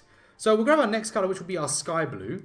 And again, we're going to follow that rule of that ball there. So the ball, it's already doing it, actually. You can see that. We've got that dark part right here. So that doesn't really mean that we have to do too much. So I'll just push it out just a tiny bit more. Around like this. And as you can see, there's a heavy shadow here, which leads me to believe that this part of the bicep is already ahead of that part. So that bit doesn't need a shadow up there. So we'll just do something like this. Like that. I'll admit, I'm actually a little bit upset that it is already a dark shadow here. I would have very much liked to have done this myself, but we have to work with what we got. I should have probably checked that before I started this video, but hey, that's okay. So we're just adding that very subtle like that, and we're going to get our next dark color, which is going to be, I have no idea, maybe the China blue, I think. The China blue, we'll drop that in, and we're slowly building up those layers and working that ball shape onto this image right here. And it's starting to look like a bicep, which is what we want. So that's good. Now, I am using my brush markers. Fortunately, I have a load of blues in brush markers, so that's very convenient. I'm very happy with that. In fact, I'll tell you what. Let's drop a blender on there, because I don't want to go too harsh with that. So I'm just going to put my blender like that, which may mess up the colors. So I'm going to quickly act while it's wet. Oh, it's drying nicely, actually. Oh, happy accidents. I'm going to leave it like it is. I'm not going to mess around with that too much. That's pretty good. I don't know, Egyptian blue or azure. I'm thinking Egyptian blue. I don't know, maybe. I'm going to go over this entire black area because I don't want it to be black. I want it to be a sort of offset blue. So we'll just do something like that. It's very hard for you to see on camera, but it is there. And we're just dropping it in and giving it a nice natural bleed into the bicep. Again, very difficult to see, and I know that I am sorry for that, but it is. There you go. That looks very good. I'm very happy with the way that's gone into it. The paper is assisting me here because the paper is very bad. But the paper is extremely bad. It is bleeding very heavily, but that is actually serving me some very good purpose here. The paper is very much akin to, in fact, it is cartridge paper. So the paper I'm using today is cartridge paper, which actually works very well. But yeah, let's move on to this part here. So this part is the tricep area. Now it's up to you how detailed you want to go with this tricep. You don't have to go over the top. I just heard a whoa. Ah, someone subscribed to me. Thank you so much. But yeah, so now the question is, how are we going to do this tricep? Now you can do this in two ways. Here's our arm down here. Here's our tricep area. You can add all of the muscles in the world if you want. You can add the big bulging tricep. You can add this sort of part of the tricep in there. It's up to you how crazy you go with that. I'm literally just going to section off that area like so. I'm not going to go absolutely over the top of it because you don't have to. So let's just keep it quite simple for the sake of this, and we're going to add that ball in there, and we follow the same pattern. We've now got a new ball shape, but because we have that cylinder underneath, this part right here, which is a bright highlight, we've got to be careful here. We don't want to add this shadow here as dark as this shadow here, this one. So this one should not be there. We don't want it to be as dark. So let's just keep that in mind. So let's do our cloud blue, and how we're going to show this is by using a white highlight or a brighter highlight. So what we're doing, we're going to add that sort of rim around there. We're going to go around this part of the arm. So we've got our sort of shade, we've got our sort of mapped out area, and we're going to make this very, very fine sort of scratchiness. Now, you don't have to impart my style of coloring into this, but I like to do a lot of this scratchiness. But we're going to just put that in there like that, very, very subtly. I'm going to come a little bit closer just so I can use the blender. You don't have to use the blender, by the way. I would never use the blender. I'm just using the blender just to show you that you can use it. But I like to do it like that because not everyone has the same level of control with a pen as I do. My pressure sensitivity is pretty good. If you're a digital artist, you probably have great sensitivity, pressure, abilities, whatever. I just don't have, I have it, but most people don't. So yeah, if you can't adjust your pressure too well, use a blending thing, this. So what we're going to do now is we're just going to push it a little bit very lightly. I do not want to soak this paper with a blender. So we're just pushing it in like that, and we'll let that dry a little bit, and that'll be good. We'll get our sky blue to hold his big heart. Hello, what's going on right now? He deserves the bigger room. So we're going to drop a sort of darkness under here. So with the darkness, remember as well, what I'm showing you today is the basic constructs to the character's design. If this was my actual drawing, it would be very different. I would not do it the way I'm doing it right now. If I was doing it my actual way, I would start to impart an undershadow here, an unusual muscle fiber right here that doesn't exist, like there. So I'd have, in fact, I'm going to put it in there just for the sake of it. I start to impart muscle fibers and things that are a little bit more advanced, but you don't have to do those things. They don't change the results in any way except for the fact that they make them more personal, or they make them more realistic, or, you know, whatever approach you're going for. But what I'm doing today is the basic structure of the character. So there, we're starting to build those blues in there, and it's starting to look nice. Let's grab our China blue. China blue goes in. Tricep comes out. So again, remember what I said. We don't want to go as dark as this area here on this one, because this one doesn't have that deep shadow from the cylinder underneath already. Again, all of this is in my head. All of these cylinder shapes, all of the shadows that are imparted with the cylinder are in there. They're not on the paper. They're in there. And that's the way they stay. That's the way you keep them. So we just start to bring those in there. And there you go. You've got yourself a bit of a tricep added onto that bicep. Looks pretty good. I'm happy with that one. Move on to the forearm. Forearms are fun. Now, this is where it's going to get very tricky and very fun. A forearm is one of, in my opinion, the most difficult body parts to draw. So we're going to zoom out so you can see what I'm talking about. So here we go. All my pens are a mess. Sorry about that. So the forearm, here we go. So when we look at the forearm, now I don't have any muscle or meat on my bones, so it's going to be very difficult to show this off. But if we have our forearm, when you turn your forearm, you can see there's a muscle that goes along there and it spreads out. Naturally, it's flowing along there. But again, when you move your arm like that, that muscle's gone. It's now come across here. We got this one here, and that one goes across there. So now your arm starts to change. Everything starts to change when you have positions of your arm. So it does help if you're a bodybuilder. If you're not a bodybuilder, you're going to have to work with what you got.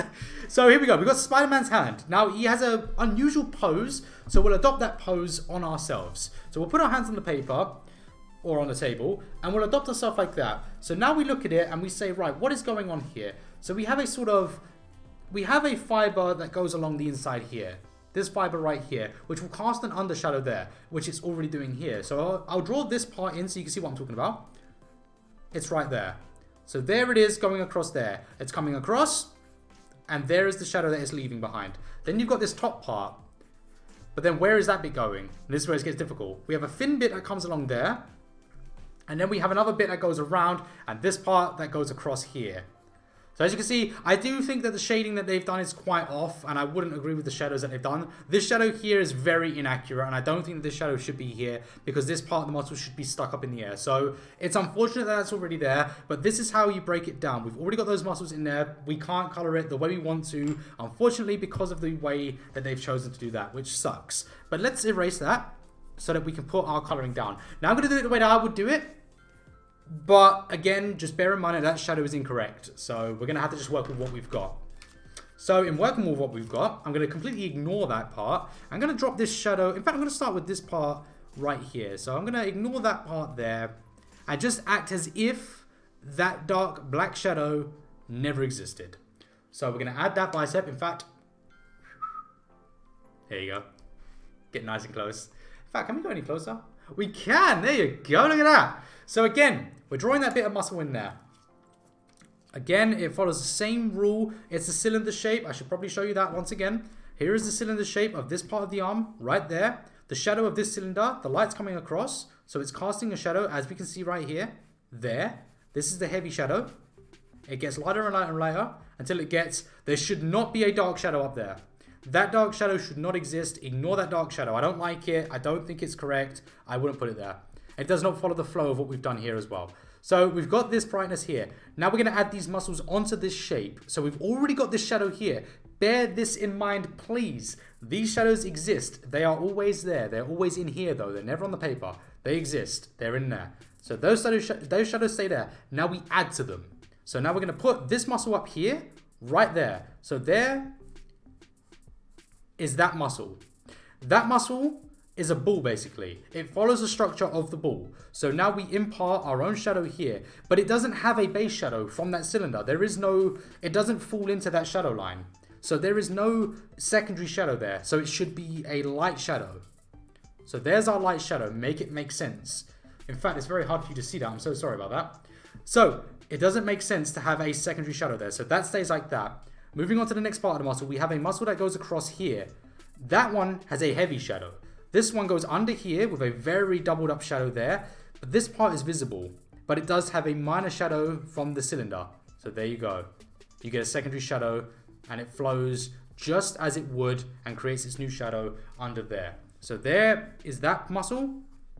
There is that muscle. And that's how you impart them on top of each other.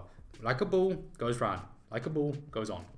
It's just building. It's just building blocks. You're just throwing it on there and you're getting... I really hope this is making sense to everyone. And I apologize, by the way, to everyone if I am pushing it. If I'm pushing this super hard, I do apologize for that. I just want this to be as informative as possible. So I am looking at my chat. Sorry, but I got my chat over there. I hope this isn't up here annoying anyone. But what I want to do is I just want to make it clear the thought process that goes into adding these shadows. And I think that if I keep reiterating it and I keep showing you it in practice, you'll get it as a second nature. And that's what I hope for it to happen. So here we go. I'm going to do this secondary shadow. As we're following along here, the secondary shadow comes in. But it should not be as dark as any of those shadows down there. So we've got that light little shadow there. Thank you guys. I am seeing the lovely comments and I appreciate that people are using this and enjoying this. And I do hope that it does help people to progress. I want it to be as an in-depth tutorial as humanly possible while also being somewhat cool. I'm not cool. I wish I was cool, but I'm not, unfortunately. I hope this will be saved. It certainly will. We will have this up on the channel. I will have to review the clip, but we'll probably have this up on the channel. I think so. So that shadow looks pretty good, but I'm going to add one tiny little bit of shadow just there. And you can always use the previous color to double the shadow if you don't want to go harsh with your shadow. So you can always add like this secondary color here to just give it its secondary shadow. Because it does layer. The more and more you layer a color, the more and more you impact that shadow. And you... I don't know what that was. The more and more you get that deeper shadow. Love that you're explaining it. I draw women more than men, and I've been looking for drawing references for males. I do find a difficulty, actually, with drawing females. I'll tell you why. So, when I draw female characters are very delicate characters to draw, for the most part, unless you were looking at, say, She-Hulk or something. Or, well, Wonder Woman's quite delicate to draw as well. But for the most part, a female character is more or less considered, in comic book terms, a delicate character to draw. And when you're drawing a character like that, you need to be very careful how you add these shadows, because the darker shadows you do, the more defined you bring that character. And it's not a common practice in the comic book scene or in this type of artwork, or this is comic book, to add those really heavily defined muscles to the female characters, unless you're trying to say something, unless you want that character to be Wonder Woman or something. But then even her, she's not too ripped. So it's a very fine line to balance, and I struggle with that because I am used to drawing male characters. So it is difficult, but perhaps I can go into that in a video at a later date. So we're just adding those deeper shadows just in there, and this is starting to look very good. Now, one question I get a lot about anatomy as well is how do you do it? So, first and foremost, do I know anatomy very well, actually? I studied fitness for a very long time, and I am a qualified personal trainer. So, I do know fitness very well, and I do know the human physique very well. But when I do my artwork, I do not, and I repeat, I do not do realistic muscle features. I don't like it. I like to go ridiculous with it. I want them to be exaggerated and free. And I always work with what looks best, not what looks realistic. If it looks good and it gives an illusion of looking good, then I'm happy with it. I always think that the forefront of your mind should be, do I like this? And if you like it, it doesn't matter what someone else thinks about it. That's what I've always said about my artwork, and that's why I take my artwork very, not so serious these days. I don't go in for seriousness with my work. I think to myself, if it looks cool and I like the result, then I'm right at the end of the day, because that's my opinion, because I created it. So don't try to please someone else with it by trying to be realistic or anything like that. But if you do want to study realism or anything like that, I would definitely suggest that you study human anatomy first if you want to get the muscle structures correct, because that is what they are. But bear in mind that these aren't real people either. These aren't real characters. They're fake characters. Spider-Man bends in very weird ways that most humans can't. So he has kind of odd anatomy when you actually draw him in comics. This actually looks quite normal. This doesn't look anything crazy. But in most comics, he's very bendy and very weird. It's quite unusual. But don't worry too much about being realistic.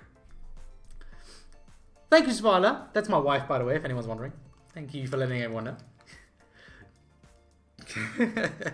So let's add a few more things. Now, as I can see, as I said, sorry, this shadow, I don't like it. So if I was to completely ignore this shadow that I don't think should exist, I would have the light source coming across it, and it would create an image like this. So again, I don't believe this exists, and I think you should ignore it. Draw with Navi, thank you so much, and thank you for being a supporter of the channel. You are an absolute star. You have left a comment that I should read. My apologies. Exactly the kind of motivation that I needed. You're a legend. Thank you so much. So there you go. I'm ignoring that shadow just for the sake of it. Again, coming back to these muscles, how are we going to add them? I've lost my trail of thought of where I put them, but don't worry about that. We're just going to throw them down however we want. So I'm just going to dash, I don't know, a color down here and make it look, you know what I mean? Like, if I like the look of it, then it looks good. So that, to me, looks okay if I have it like that. I think that looks somewhat good, so I'm happy with that one. And as you can see, I'm starting to impart, sorry for that, I got very careless. This is my style of inking. I didn't want to do my complete style of inking because I wanted to show you, I think that my style of inking is my style and it's suited to me personally. But teaching you my style of inking would be very counterproductive. I'm trying to teach you the base foundations to build your style on. But what you can see here, I'm doing a lot of this scratchiness. That's my style of inking because I bleed a lot of it into itself and I scratch it, but you need control. Let me show you what I mean. If we have a sheet of paper right here, I'm gonna zoom out a little bit. If we have a sheet of paper, there's what we did, and here's a sheet of paper. I don't know why I said that. Let's choose a very dark color, but we need a brush tip to really show the effects. So here is the brush, and what we're gonna do is, I'm gonna show you the base way that I'm coloring at the moment is this. I'm doing this, and then I'm bleeding it across. So I'm just picking up the next color, and I'm bleeding them into each other like that. This is a base foundation and a way that you'll be taught to learn how to do drawings. But this is what happens when you learn to control your pen properly. You go from doing this style to doing this. And you can really start to get those blends the way you want them to be, how you want them to be, and you can go as dark as you want with each bit, and you start to get those fades. Now, obviously, that's not a perfect example, but you can see that it fades into its color, into itself, and that's just how I color and how I do things, because I have a little bit more control over how thick and how fine. So, for example, with you can go really fine, really thin, or really thick, or as it normally is, and you can just change the thickness even, but that's irrelevant.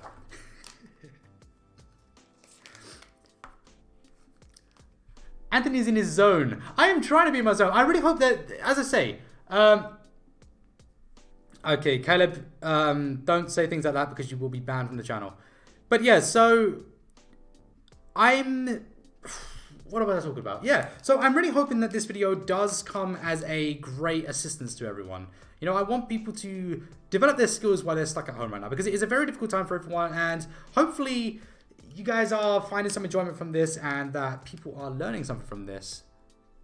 I am very nervous about doing things like this because I've never done a tutorial live like this before. So this is a first for me, and I hope that I'm doing a good job, because being a teacher would be a very cool thing to be, but I'm just me. I don't know. It's very difficult. But there you go. That sort of concludes that part of the arm. Now you can, if you really want to, in fact, that doesn't look too good down there. What's happened to this blending? Let me just push that back into itself a little bit there. So yeah, now if you did want to add some really deep tones, you can go a little bit out there and start to add these minor details in like that and in here. Now these are different styles that they really take a very refined sort of I don't know what's a word for, because I don't know what word for your hand really could be, but it needs to be, you need to have full control. I guess that, yeah, control. So you need to have control over your hand to be able to do this effectively, and it is very difficult to do. So don't jump into doing these really minor details until you feel confident and really ready to do those.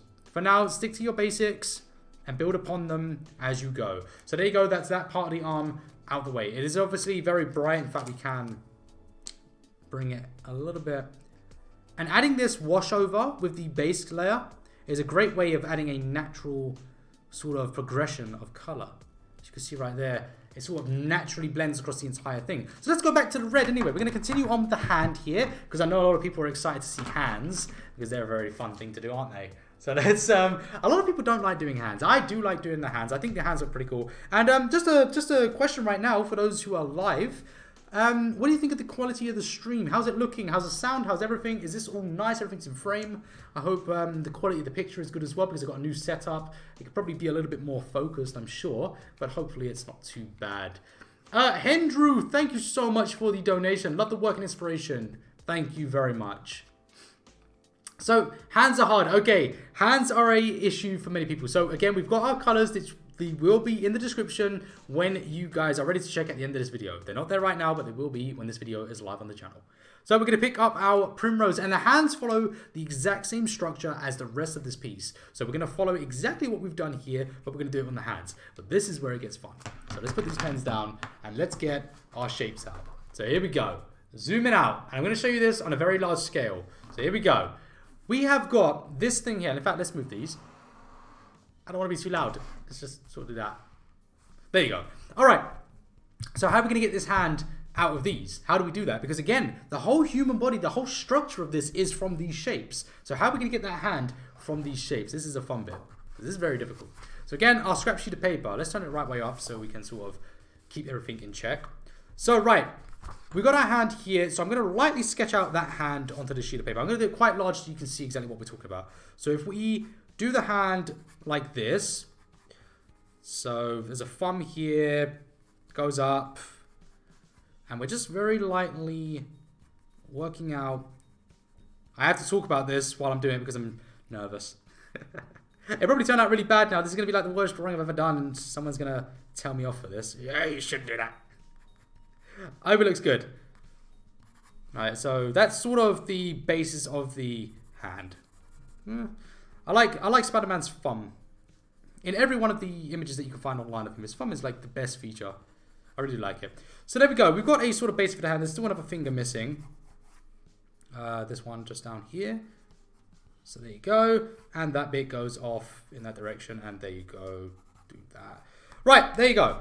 So we have that hand here. Now, so how do we get this hand out of these shapes, these basic shapes that we've got? There you go. Basic shapes, hand, my kind of redraw of the hand.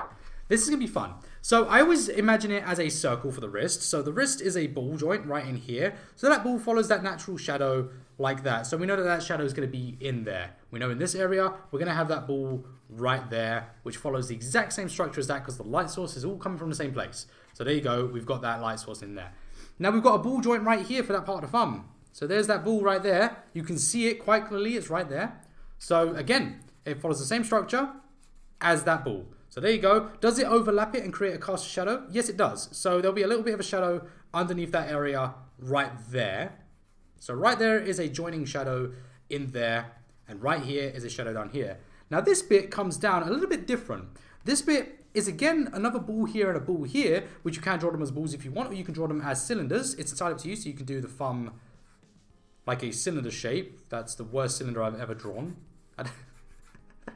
But there's our cylinder shape, and you could break that down as the thumb. It's entirely up to you how you want to do that. Pierre Oliver, thank you so much for the donation once again. Thank you so much. Was there a comment with that one? Donation war. Who's going to start a donation war? Oh, Lord. Thank you so much. So, with the thumb, right. Hopefully this is helping everyone, by the way. You have to let me know if this is helping you. So, I am listening to the same music, by the way, yes. So, with the thumb, again, it follows the same structure as the rest of these ball joints and creates its own shadows down here. And again, another shadow right there. But this one has a little bit of a funny one because of this way the joint goes. Because this part right here sort of overlaps and comes back on itself. So we can cast a shadow there too. It's a very unusual thing to do with the thumbs. But the finger over here, same thing. But then you have to take into account the entire object. So I'm going to outline this one a little bit harshly. You can see exactly what I'm talking about. This is the thumb. Goes around here. Like that. There's our thumb, and that goes all the way up there. And there'll be a joint like that. Sort of coming down, and then, you know what I mean, there's like a nail or something down there. Whatever. And then this bit goes in there. And it comes around here. Now the reason I'm drawing this a little bit more detailed now is so that you can see exactly what I'm going to be talking about, because this is going to get very tricky. So what we've got to do with this part is we need to understand that this one has its own shadows that follow the rules of the light source. However, it's not in direct light. So this is where it gets a little bit complicated. The light source will still see that area, so we can loosely follow a sort of basis for it. What is that? We can still follow that light basis for that, like so. But we have a sort of distracting shadow coming from this part of the body. This part of the hand here creating its own shadows. Now, I'm not talking about the thumb, by the way, because the thumb is in front of it. I'm talking about the rest of the hand behind. So we can do this and create a cylinder shadow instead of doing the balls along this finger. So now we get our cylinder shadow. Down here, we have our cylinder shadow, but this part should be visible. This part should be visible to the light coming across the same ball object up here. The light should be hitting this side. So what we're going to do is create our shadow, our cylinder shadow, there. We just got another donation. NBR, $50. Thank you so much. NBR, thank you. So, distracted, thank you so much. You guys are absolutely awesome. I love you all so much. So we're creating another cylinder shadow down here, and we're obeying the rules of the cylinder. Let's bring the cylinder forward. Right here, we're obeying the rules of the cylinder exactly the same way, because the light is visible here, except the light source isn't hitting here. The light source is hitting the outer rim, just behind it. So just past the halfway line is our shadow there. And anything that goes on top of it, any sort of foreign objects that distract from it, so say a shadow cast here from this part of the arm, any deep shadows, maybe there's like a, let me show an example of it. Which finger has it? One of my fingers has it. Right here. So if you can see, there's a slight indentation right there on my finger right here, which will be apparent right there. By the way, I can use left and right hand. So the shadow would just be right here, and that's right there. And if you want to learn to use your left hand, I can go into that in a future video as well. But yeah, I'm not very good with it, but I can get the basics of it. So you get the shadows there, and you can create these sort of indentations. You don't have to go hyper realistic with this, but you can sort of have a shadow right here, and so on and so forth. That's entirely up to you how you do those things, but there you go. So let's move this along and start doing what we've just learned with this hand. Svala Art does have a channel, yes. Draw them balls. So there we go. Let's create the same shadows that we've got here. Now you can factor in these muscles into this arm. Let's zoom in. Here you go.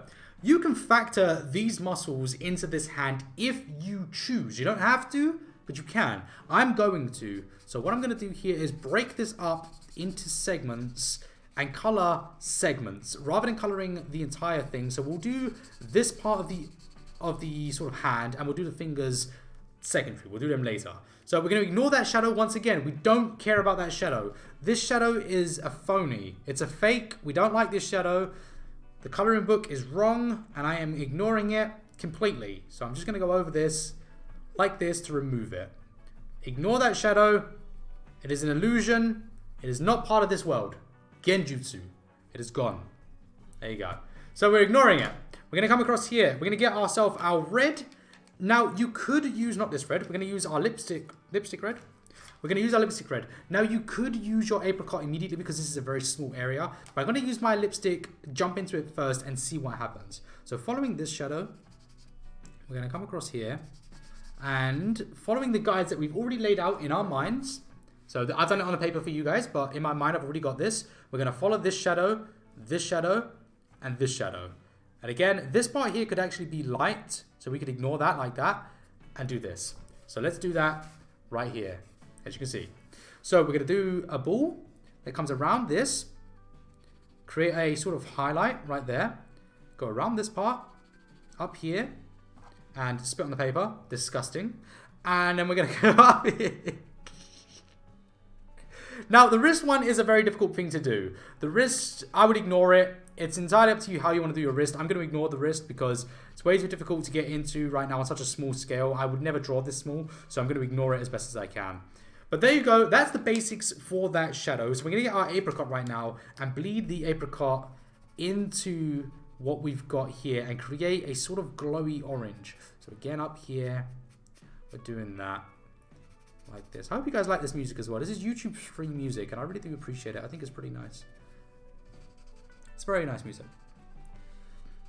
There you go. We're getting those nice shadows in there. Very cool.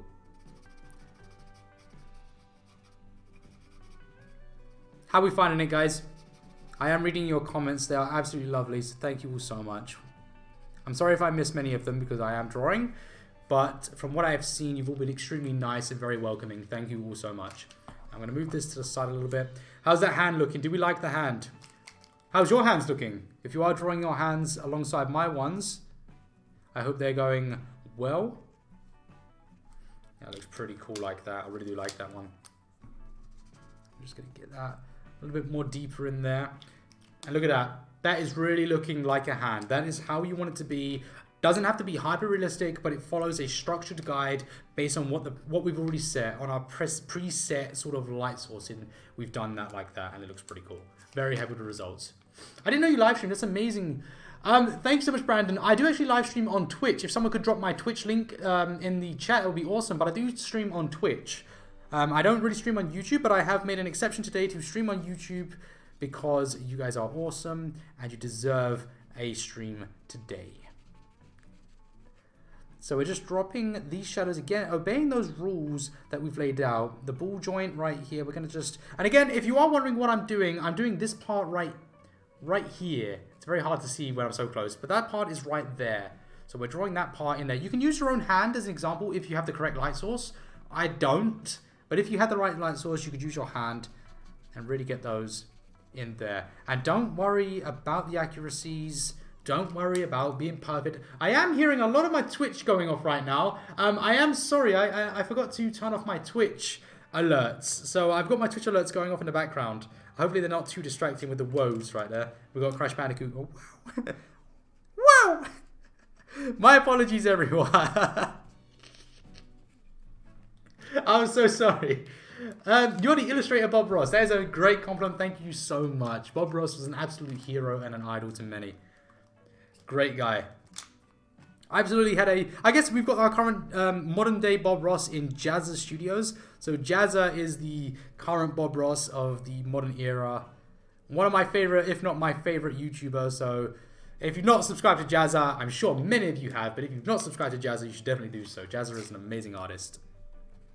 So, yes. Look at those shadows. I think that hand looks pretty good. We have got a very different feel and a different look to that. The reason this is so shiny is because I haven't incorporated any pencils. I've not done that for the purpose of showing you how to color with markers. But if I wanted to make this look more like Spider-Man, I would add a layer of pencil to this and it would remove that shininess. It would add a little bit more grittiness to it because I would work the same way. Let me just clarify this. If I worked with pencils and with markers, I would do what I've done here, then I would add pencil on top of it, which would add a grittiness to it. I wouldn't change what I've done. It would be the exact same style, but then pencil would be included to remove the shine and to add grittiness to it and to transition those blends from a sort of shiny blend to a more smooth textured blend. And so that's basically the best tip I can give you with using, if you want to remove this style of shininess and have a more fabricy look, you would just add the pencils to what I've done already. So it's no different. It wouldn't be anything fancy. I could go into it into tutorial.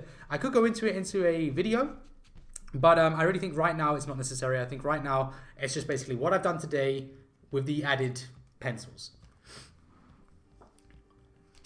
What is he drawing? The quality is so bad on my Nokia 3310. Thank you for the donation. I think a Nokia 3310 costs more than that donation. That is an inception moment right there, but thank you so much. That's a bad feeling, isn't it? We used to all rock a Nokia back in the day, but Nokias are not worth anything these days. Thank you so much for your donation. I do appreciate it. I think there was a comment I just got right there as well. Was it? No, it was the same one. Okay, cool. So again, I'm adding those tubular sort of shadows that we placed on our test sheet and just implementing them in the same way that I did, pushing that color in, bringing it around like so. That's looking very nice. I am liking that. Thank you all so much for tuning in as well. You guys are absolutely awesome. Thank you. Playing Snake on the Nokia was amazing. You are correct. I used to love playing Snakes. It was an amazing game. Back when the phones had a green screen. I do remember that. And not the kind of green screen you would expect in a studio. No. A really, really old green screen. The original green screen. 606 likes. Thank you all so much, everyone who has liked this video. If you are watching this right now and you haven't liked the video, please consider liking the video, because liking this video really does help to push it into the algorithm, and perhaps if you feel this is very insightful and very helpful, someone else might find it helpful. So it's a good way to help me out as well. It's up to you. You don't have to do that, but I would appreciate it very much if you did. We've been streaming for a very long time right now as well. I hope that it's going well for you. I hope my camera is not on fire. Surprisingly, it's very cold, so that's a good or a bad sign. I don't know. If the battery's leaked in my camera, I'll be very upset and I'll have to buy a new one.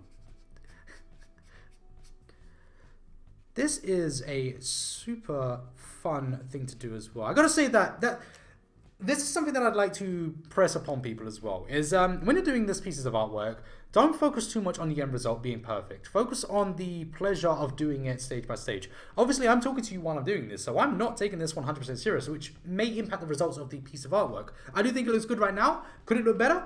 Most definitely. But it looks good, and I'm happy with it at the moment. But make sure that you are enjoying your piece, and that's what I'm doing right now. I'm enjoying it, I'm loving it, so I'm good with this. So let's move on to doing the torso. This is where things... I mean, the hand was where things got difficult, but this is going to get just as difficult. So we're going to zoom out, as you can see. Let's zoom out even more. So here we go. Now, I really wish I had tracing paper for this, because it would make this tutorial so much easier.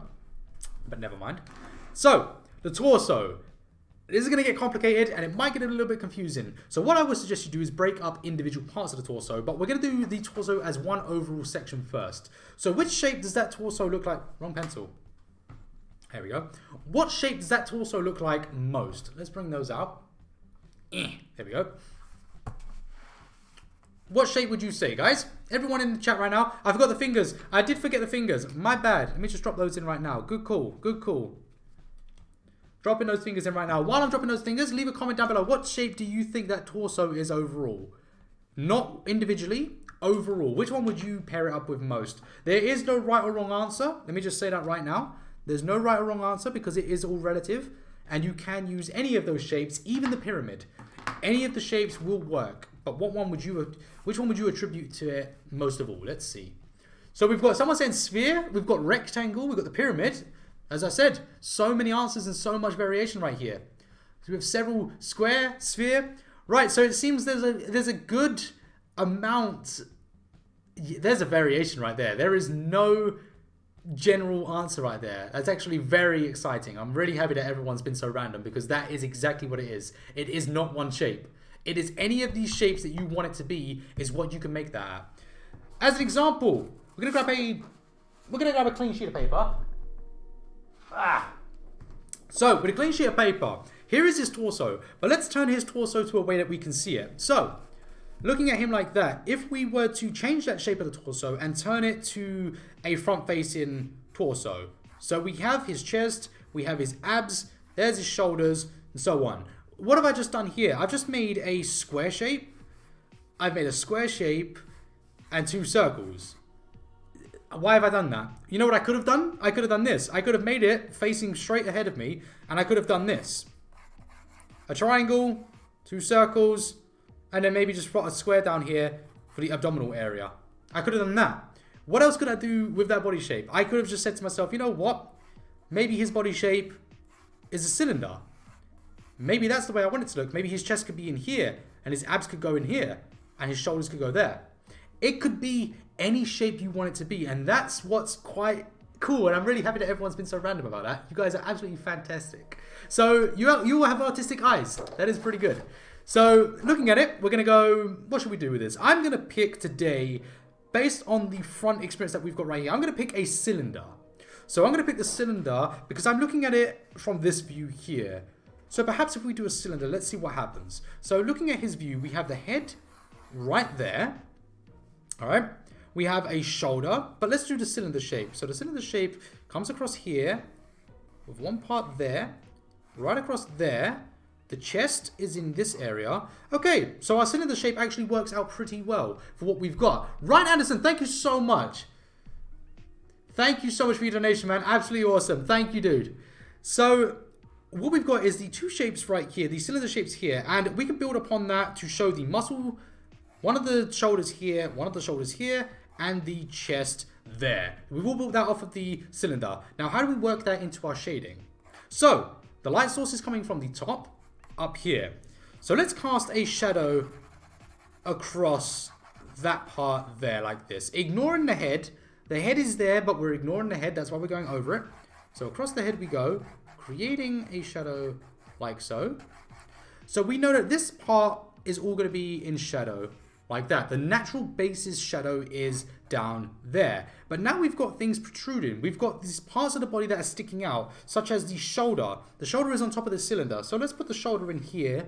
Now, how does this interact? Well, the shoulder has a natural shadow from that cylinder. Cool. So there's that natural shadow in there. But it's a rounded ball object. It's a ball shape, which is what we've got right there. So let's put that ball shape. All right. We're going to put the ball shape around it. So now we've got this new shadow, which follows this one. So we've got a dark shadow all on here, plus the light shadow there. So now we're building these shapes onto it, with the shadow below adding another layer to the shadow. So any shadows that fall into that, so for example, we have a shape here. So we have a round shape here for the trapeze muscle up here, the neck muscle. How is that going to be impacted by the cylinder? Well, it's not. None of that cylinder shape comes in contact with that part of the muscle. So this now acts independently of itself. So it doesn't have a double layered shadow. So now it's going to get the ball shadow or a cylinder shadow, whichever you want, that goes along this part of the muscle and gives itself a shadow down there. But it is not doubled by this part. So here we go. That's a new shadow. Next shadow, what we got? We've got a ball up here for the shoulder. Again, impacted by the cylinder. All right, so that's already got a cylinder shadow plus the ball shadow. So all of that bit is dark, and then it comes around as a normal shadow. You see what I'm getting at right here? I really hope that this is helping out. I hope that this is making sense, and you have to let me know if I'm making sense right now, because I really want this to be clear. I want it to be as clear as possible, and I'm sorry if I'm reiterating myself a lot, but I want it to be understandable. And Mythical Magpie, thank you so much for your donation. Thank you so much for this stream. I'm trying whenever using alcohol markers along with the stream. Fantastic. Thank you so much for following. The torso is a square. Well, exactly. So it is helping out, right? So this is helping you. I hope so. So we got the chest muscles now. Now, this is the one that most people will get they'll struggle with this part, and understandably so. So the chest muscles, I went too low with this bit, but ignore that. It doesn't matter anyway. There's our cylinder shape. The chest muscles come here. So we have our two ball chest muscles there and the other chest muscle here. So we have two pecs right there. They have their own shadows that go around them. Whichever way you want them. You can split them if you want into two parts, as most of them are. So you can split them and create two new shadows, but we'll go into that at a later date. That's too heavy right now. They have their own natural shadows that cast around.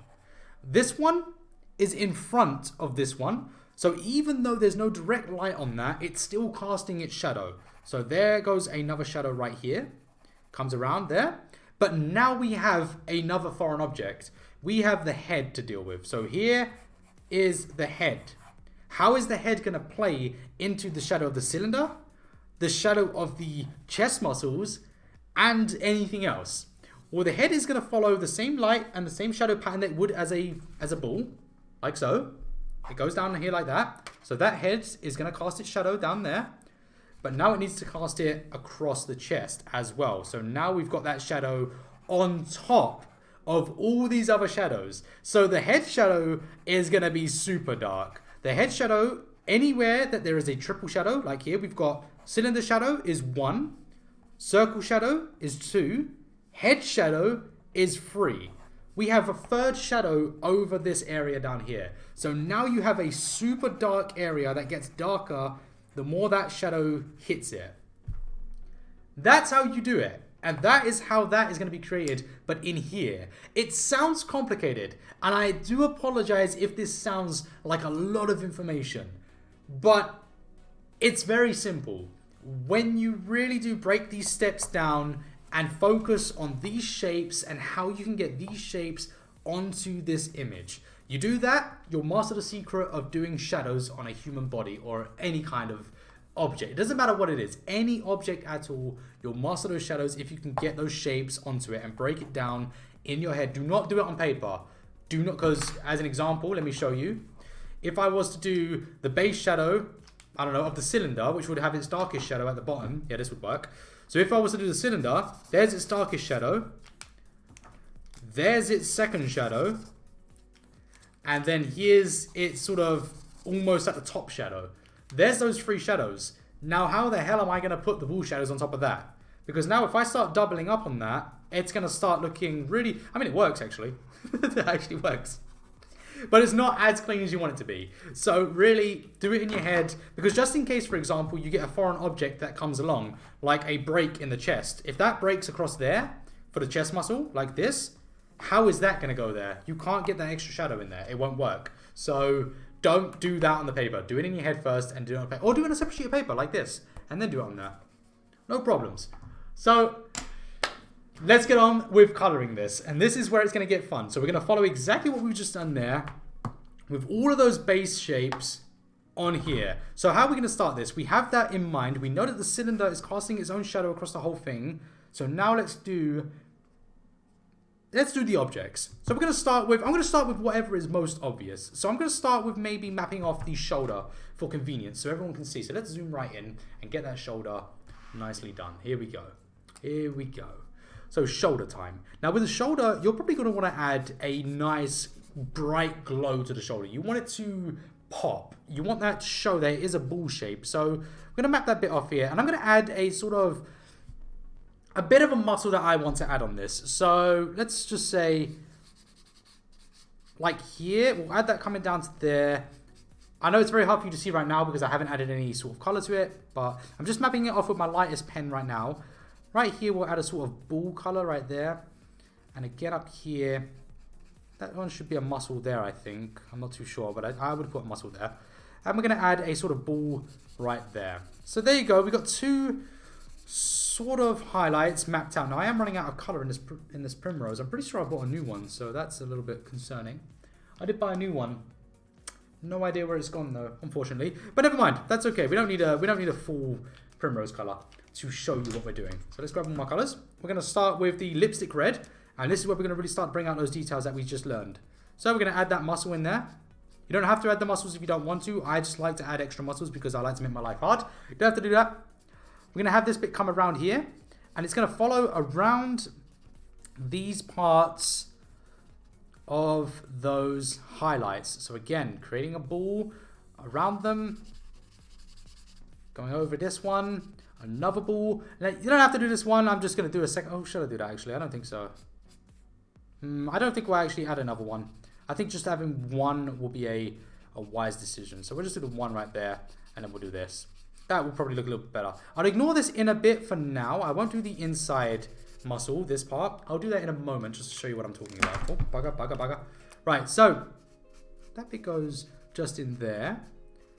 And this is where we start to work out those shadows. So let's just get this in there. I'm actually going to bring this one a little bit closer because I think this one's going to be way too bright. So I'm going to bring that shadow inwards. And again, this is just how you remove the brightness of your shadows just by adding it and dropping it in a little bit more. So what I'm talking about, let me just show you. I'm bringing that white highlight a little bit smaller, like so. Let's get that red lipstick, and we're going to bring that up again because it was too low.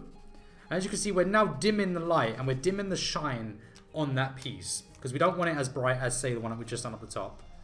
So that goes nicely like that. That looks pretty good. Now this is where we have to think. We've now got that in there. We know that that works there because the ball works there. The cylinder is going across here. Let me bring up my example. Here it is. So the cylinder is going across there, right there, and it is casting a light similar to this one. So So there's the highlight line. The highlight line is going across there. So this cylinder, the base cylinder, is not impacting this, okay? Shouldn't be impacting it.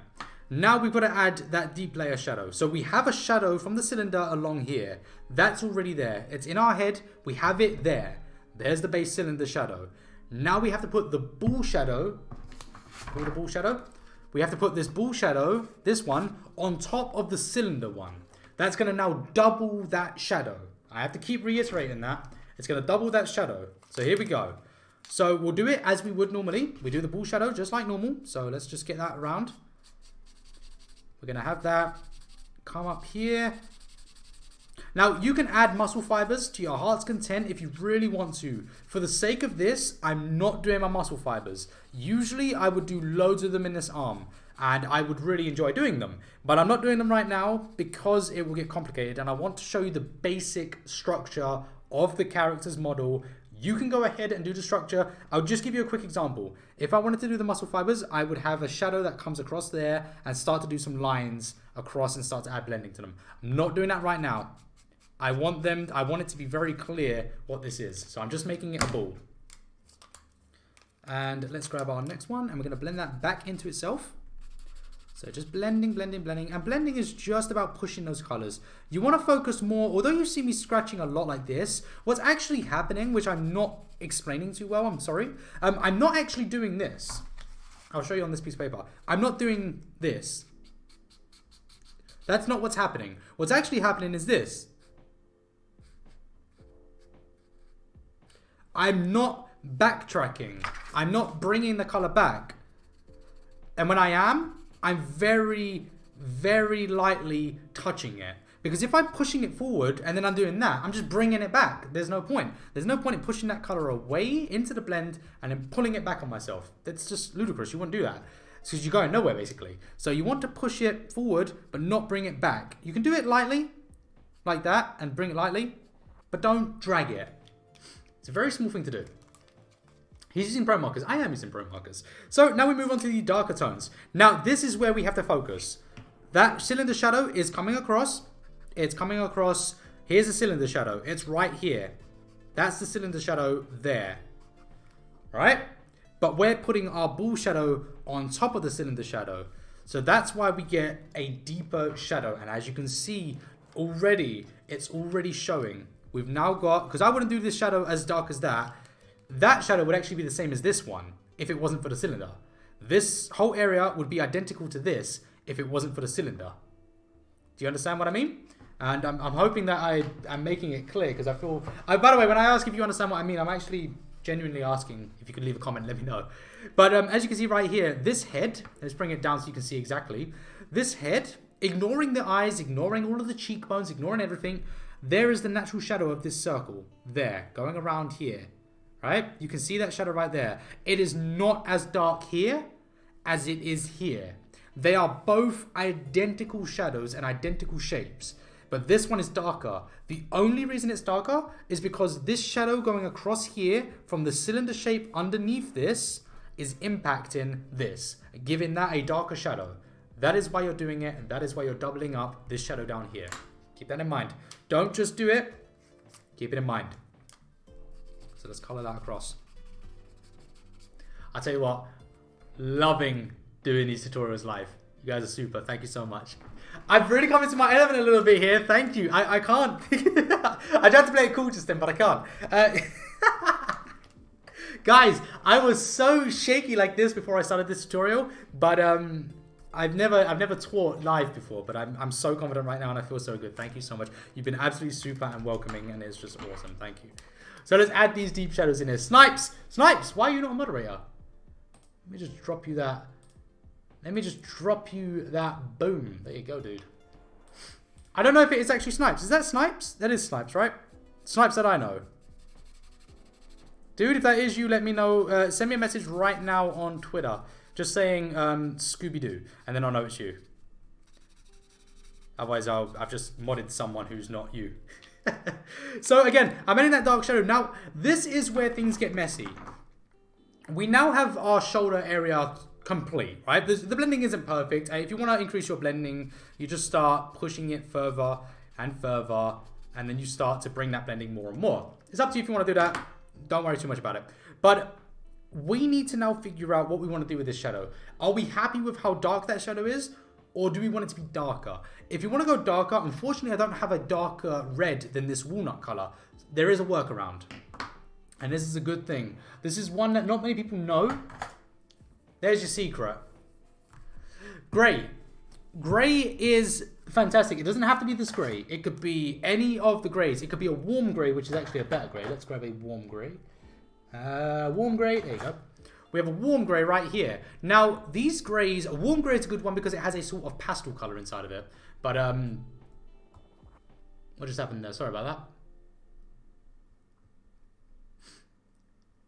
Okay, so yeah, the warm grey has a sort of pastel skin colour underneath it. It's a very nice colour to use and it does work well. But I don't have a darker version of this. But if you use a cool grey 5 or anything like that, you can actually get a nice shadow. So we'll jump into it actually with a warm grey because I think that might be a bit too dark jumping in with that. But let's do that. So what we'll do is we'll put it in there and you can go over the whole thing with it. You can just go loopy. You can do this. And if you look at what's happening here, look at that. Look at that. It's the perfect shadow. Now, obviously, I've not blended that perfectly, but that is the perfect shadow that you could use. It's actually a really good tool to use. I let it dry a little bit so it washes out a little bit. But that is a great tool to use if you're ever worried about your shading and you can't really shade any colors too well. Like blues, blue and red, it works exceptionally well with. I'll give you an example of that actually on the blue up here. Let's grab a lighter version of our warm grey. So right here, if we're concerned that we can't quite get our blue shading correct, okay, we'll grab the warm color of grey and we'll just put that across it like so. And there you go. You got a nice natural shadow. Now I apologize, I think the music has just stopped. Oh no, there we go. It was just starting a new song. There you go. So you get a very nice natural shade and natural color and you can use that tip if you really want to. So let's move that to the side right there. Isn't it satisfying to watch me draw in colour? Thank you so much. You guys are awesome.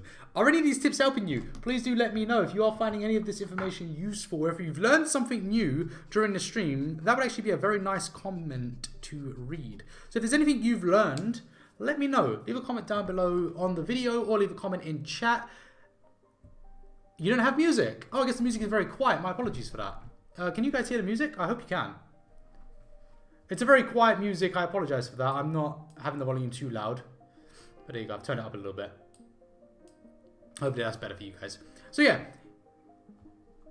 So no one can hear the music. I was under the impression that everyone could hear the music.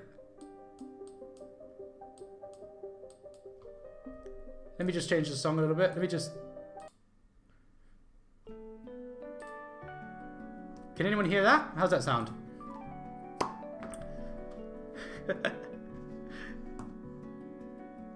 Is it too loud or is it perfect? I hope it's okay.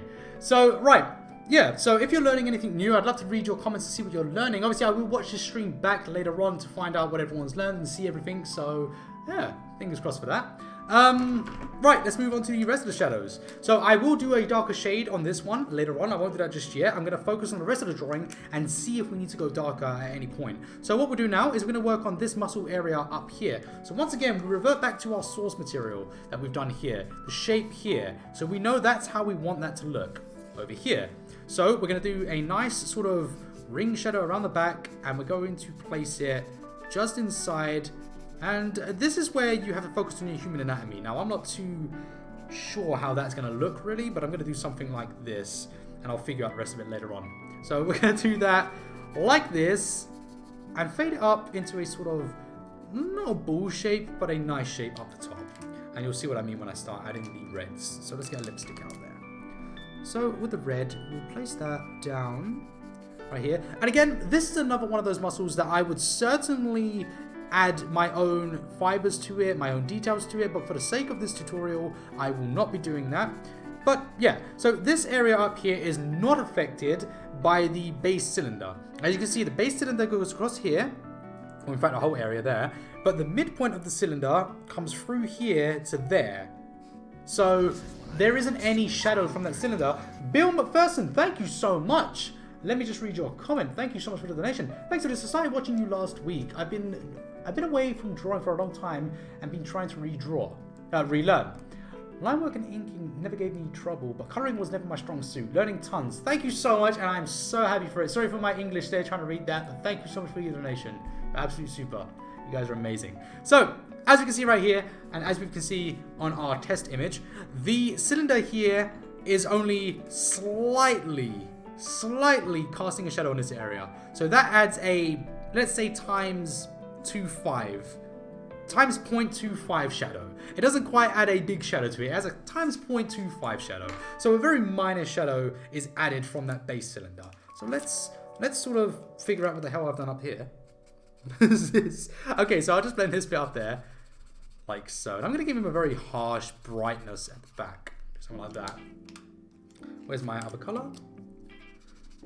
Now, I'm juggling a lot of colors in my hand right now. Unfortunately, it does suck because I'm doing that. But hey, we'll deal with it. Again, if you are just joining right now or if you missed it, if you are wondering what the colors, it's a parallelogram. Hey, behave. That's not a parallelogram. So, if you are wondering what colors I'm using, I will put them at the end of this video in the description down below. I haven't done it just yet because I'm very ill prepared, but at the end of this video, they will be in the description down below.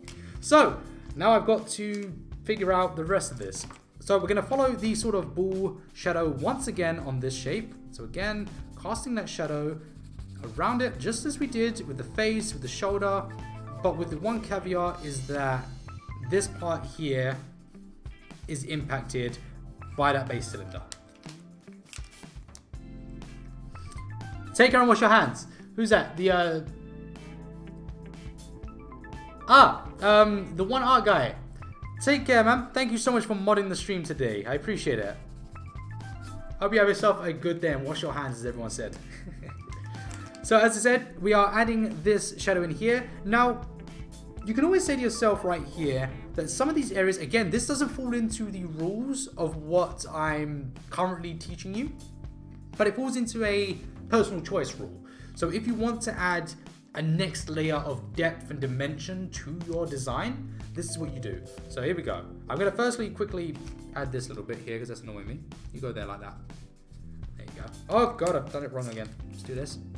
There you go. So in this area here, if I give it its normal shadow that I would do with the walnut, it would just go around here just like a normal shadow. Just like that. Nice normal shadow. But maybe I want to add a little bit more depth to it because right now it looks kind of, you see what I mean? It's kind of odd. So let's firstly add a little bit of a washout just here. Tiny bit of washout onto that ball or the muscle of the shoulder right there. And I'm referring to it as a ball just for the simplistic follow along thing. And as you can see, we've just blended it naturally into itself. But let's add another layer of detail to this. So we're going to get our cool grey 5, a really dark shade here.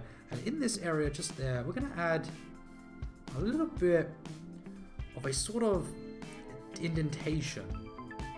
Just like that. And it adds a sort of, it's very hard for you guys to see actually on camera, but hopefully you can see it. And then we can go over that with walnut to sort of wash that grey into a more red colour. And there you go. You have now another layer of depth that's now brought a new dimension to that area. It's now shown you that that dips in, it pinches inwards, it goes down. So that muscle is coming down and then the shoulder is coming out. So that's just what that is. Hopefully that works. What is your Twitch link? I'm sure one of my mods has it. If you could drop it in the chat, that'd be super. Stop it with your balls. Thank you, Svala. Thank you, wife. I love you. The colouring is amazing. Thank you so much. So, here we go. Right, where's my pony you promised me 15 years ago? Sorry, that wasn't at me. I thought you commented that to me. I was wondering what's happening there. Okay, I thought I promised you a pony. Okay, so I'm going to move on to doing the other shoulder now. And again, shoulders, they're all following the same rules. So again, this is a ball up here. And this ball actually follows the rule.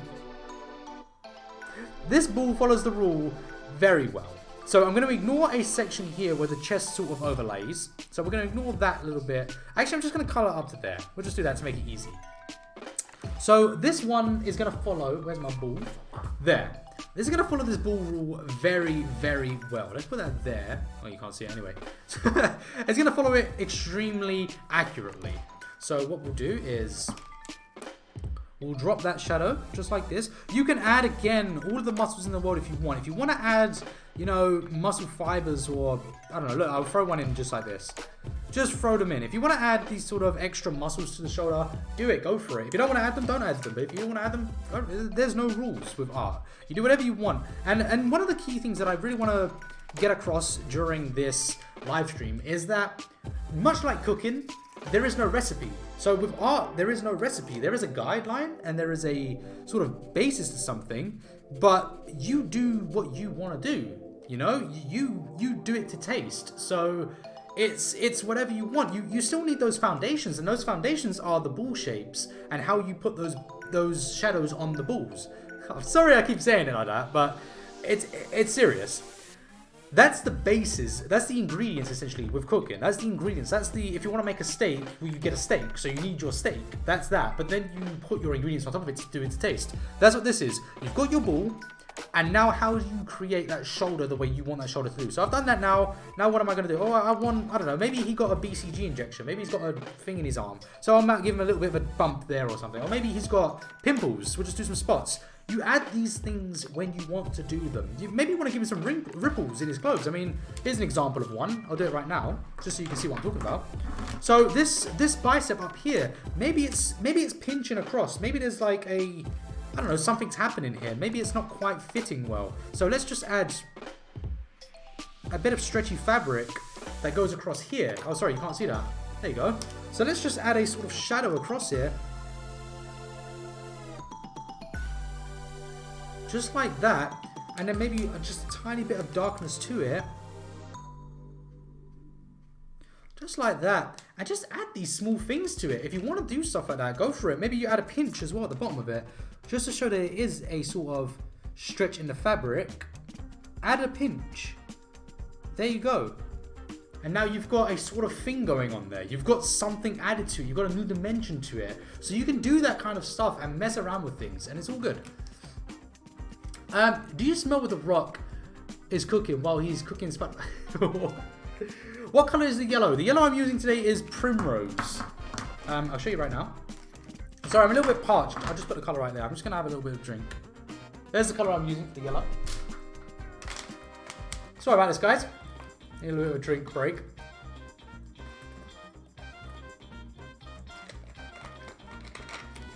I'm reading your comments. You guys are absolutely awesome. But hopefully this is making sense to everyone and really... Why is the lid off of this one? But yeah, hopefully it's making sense to everyone and it's you know, it's clear. The important thing that I want everyone to take away from this guide today is do it yourself. Do your own thing. Follow the base structure of this, and that's what I'm doing here. I'm just doing a base structure of a design. But take away from this the knowledge that you can go on and create your own pieces of artwork to suit what you want them to be, alright? What you want to do. And I really think that you're all going to go out there and create some amazing pieces of artwork. And if you do, share them with me on social media, Twitter, ADC Art Attack, or Instagram, ADC Art Attack. I would really like to see them. And sorry for this song, it's a little bit ding ding, bit loud there. Sorry about that. Right, there's a lot of questions coming in right there. I can't read all of your questions while I'm doing this, but thank you so much. I have no idea how to draw, but I still love to be here. But that's awesome. You don't have to be an artist to be in here. You guys can just have all the fun in the world just chilling out. That is okay. I'm really happy to see new faces here as well, so thank you all so much. And sorry about this song as well. This song has like a, I don't know what it is, like a copyright protection thing in it. It's from YouTube's free stuff, so all of this is free to use, but some of the songs have like a couple of lyrics that shouldn't, I don't know, they stop copyright or something. Hopefully the music isn't too distracting, and I hope it's okay having the music rolling. If you guys don't want the music, I can remove the music. You bought the set of 120 artisan markers. Good purchase. The artisan markers are extremely nice. The only downside is that they are not brush tips, which is unfortunate, but they are great markers all in all. So now, we are getting close to moving on to the chest area, which is where things are going to get very different.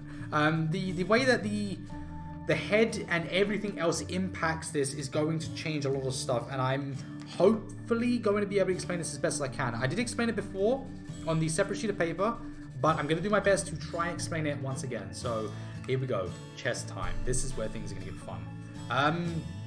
I'm ignoring this little part up here.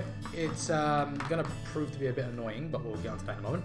So chest, here we go. I'm going to zoom out just a little tiny bit so I can bring my reference in now and then so you guys can see what I'm talking about.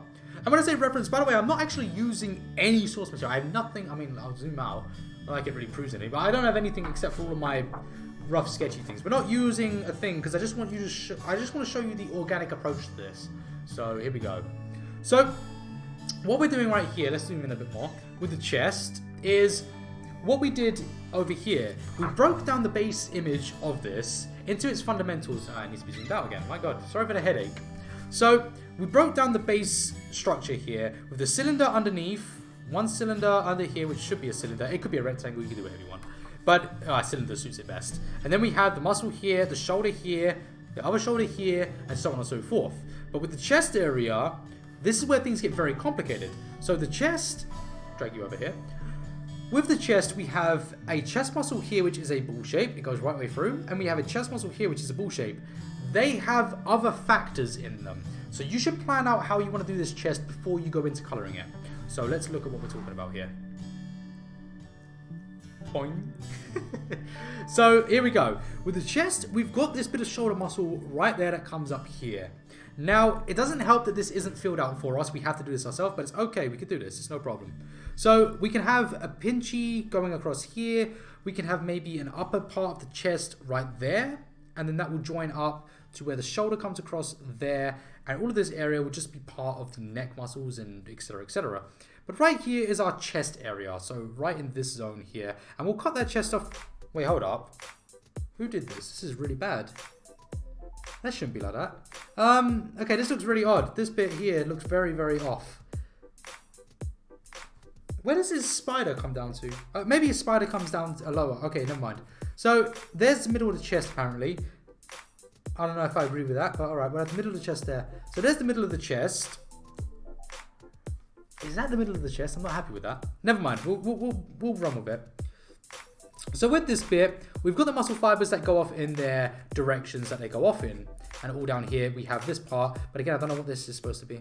Is that supposed to be part of the chest, or is this... What are you doing to me? Never mind.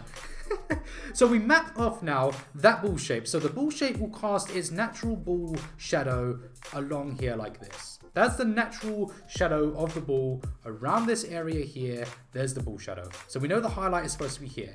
But now we have that cylinder shape, which casts its natural shadow under here. So this shadow gets even darker because we have that natural shadow. But now is the confusing part. This is where it gets a bit crazy. This chest is broken up into several pieces of muscle. You have one that comes across underneath, and you have one that goes across the top. So we have this part here, and this is where it serves to know anatomy, but you don't have to add this if you don't want to. You can make it one solid piece if you want. You don't have to add fibers. You can do solid piece, and I'll actually show you on a separate sheet of paper what I'm talking about, because it's important. So here is this. Here is his chest. So we have the chest going in this area like this. Sorry, I do it like that. And with this chest, you have the one part of the muscle there and the one part there, and it curves up like so. Now you can draw the chest as one straight piece of muscle here and one piece of muscle like that. Totally fine to do it. You put his nipples in there too if you want. Yeah, so it's totally up to you if you want to do this. You can have it like this, no problem. But thank you, McCrispy, for the donation. Appreciate it. So you can have this like this, or you can break it up into muscle fibers. And you can say to yourself, where is each muscle part going to go? You can have one part of muscle that comes along here, and you can have one part of muscle that comes out here, and you can break it down into as many muscle fibers as you want, depending on how ripped the character is going to be. But every time you break a muscle fiber up, and I've done it this way incorrectly on purpose so you can see what I'm talking about, you have a cylinder here, you have a new shape developed on top of the ball. The natural ball shadow is under here, like that. The cylinder shadow is under here, like that. But now you have this new shadow. And this new shadow has its own shadow. Or this new shape has its own shadow. So now you have every kind of shadow to contend with. You have this shadow here. You have that shadow there. And you have the new shadow on top. And there is your new highlight area. So now you've broken. This is no longer the highlight. The highlight is now here. And then you have a new highlight here for this shape. This one doesn't have one because this is protruding. This is in front of that. So this is where it gets annoying. But here we go. Sorry, there's a bit of a question there. Maybe it's just a bit of the movement. Sorry, let's have a look. More bacon on Spider-Man's front. Yeah, I agree with that. It does look a little bit off though. The unfortunate part is with all these heavy shadows that they've done, it's very much thrown the image off for me. But I don't know if it's a mistake on my part or if it's a mistake on the actual artwork. It's very hard to judge these colouring books as they are knockoffs, so it's very difficult to judge them completely on their arts. As I say, this shadow should not exist, so I don't like that shadow. It really bugs me, and neither should that shadow. That shadow does not exist. Why is that shadow there? Forget it, right? So here we go. Let's do this part of the chest in the same way that we've just spoken about. How did that happen? You guys are absolutely amazing, by the way, guys. So many people have been here. Thank you so much for watching today. And if you are new around here, consider subscribing. And of course, if you did want to leave a like on the video, that would be awesome. So here we go. Let's do this part of the shadow around here. Now, I haven't done this part of the shoulder on purpose. I'm just me. So I'm not doing that. Oh, I dropped an ad, by the way, as well. I'm hoping not everyone got hit by that. I hope there's still people here to talk to. But I'm going to add a full base layer. I'm not going to add any bright over-the-top highlights on this area. We're going to add a full color. There you go. And the same here, actually. That'll have a full color too. Doesn't the boot cast a shadow on his shoulder too? The boot can no. I think the boot is actually in front. I'm judging by the size of the foot. So again, that's a good question actually, and something I can't explain. So based on the size of the foot, if you take a foot in proportion to say your head, your foot is roughly the same size as your head. So here is the head. If the foot was this big, so the foot would have to be this big to be, there you go. It would have to be this big to be behind or in line with that shoulder. So because of the size of that, and because I do believe that the shoulder is almost in line with the head based on this pose, I think the shoulder is basically in line with it. I would say that that foot is quite a bit in front of that, so the light is not coming across there. The back of this could be casting a shadow, but that shadow would be hitting the back of his body. It would be hitting sort of around here. So good question, but this is way too big to be in the background. It's definitely in front.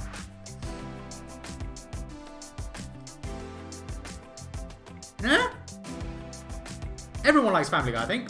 I don't know. That's that was the right question. So here we go. Let's add some of these shadows. So I'm ignoring that shoulder once again, just for the sake of ignoring it, because I'm just having a problem with that shoulder. No. I'm just ignoring it because I want to go into something about that shoulder in a moment. But yeah, so let's add this. Now, doing this part of the muscle is entirely up to you how you want to do these shadows on this muscle. I think for the sake of this video, I'm not going to add muscle fibers. I want to do this as simplistic as possible. So we're going to keep it rounded. So all we're going to do is follow the structure of the ball shape. And that just means the shadow goes all the way around. And there is our shadow. It goes around there like that. Right? And the reason it's higher than the actual ball, this ball, the reason this shadow is higher than this ball is because it's something. It's because it's lower away and it's further away from the light source directly. Because this part is in the light source, so this would follow that ball shape accurately. But because we're coming down here now, that shadow needs to come up a bit more. So we need to remove that harsh glare. So that's why that's happening. So let's add, same thing up here. We're going to add a smaller, bright shadow. So we're going to do something like this. And add this shadow just in there. And by the way, do question my work as well. Feel free to question it. I mean, I'm not the authority on artwork and we all have our own styles.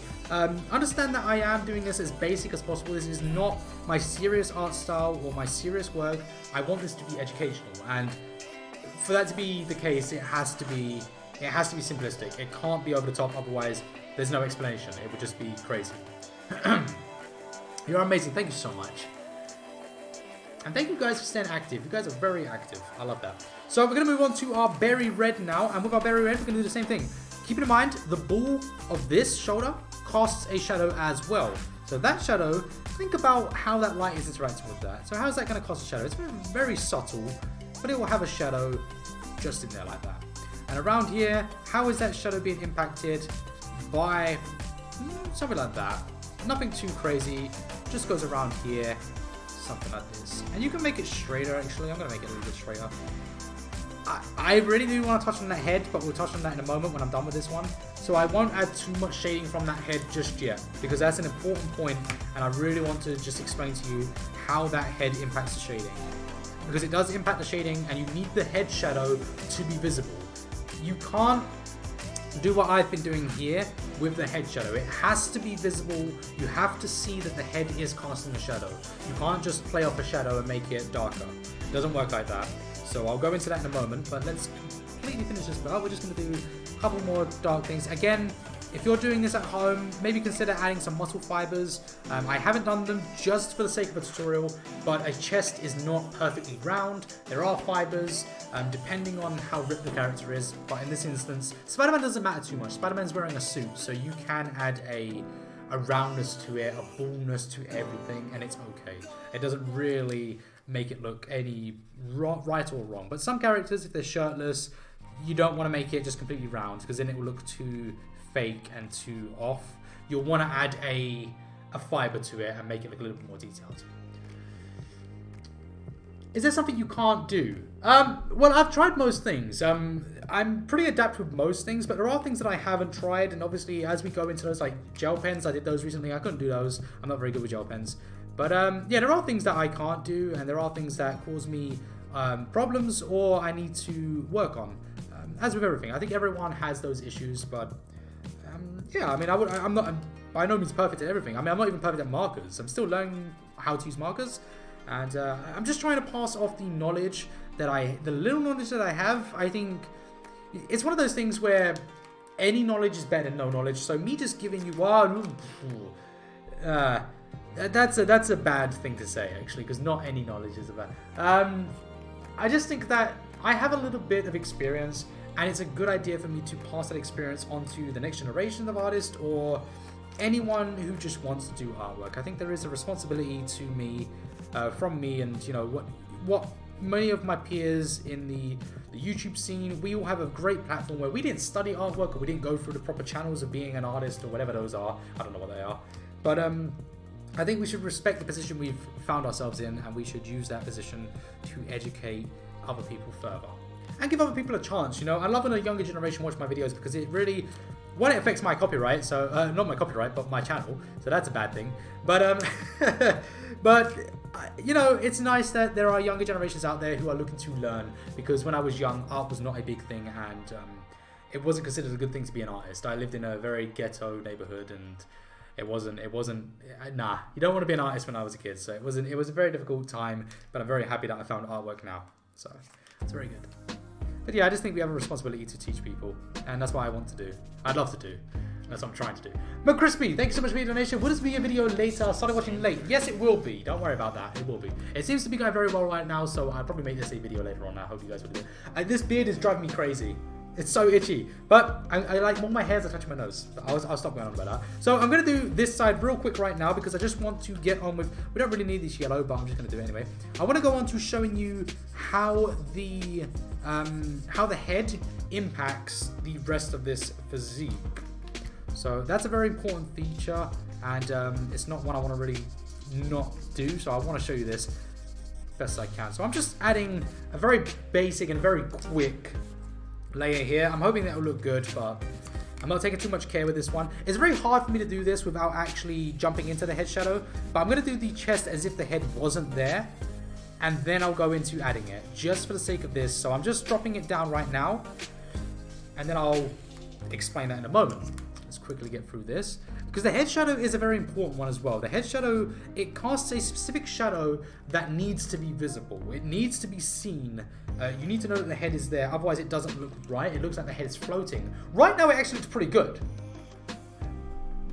I'm watching my live stream thing. It actually looks really good without the head shadow. But I'm going to add the head shadow anyway, and hopefully it improves it and doesn't ruin it, because that looks really good. My gosh, that's shocked me actually. That looks really good. I'm Tobin, I love your videos. Thank you. What else can I do? Just one more shadow just in here. Again, I'm just shadowing it just as normal.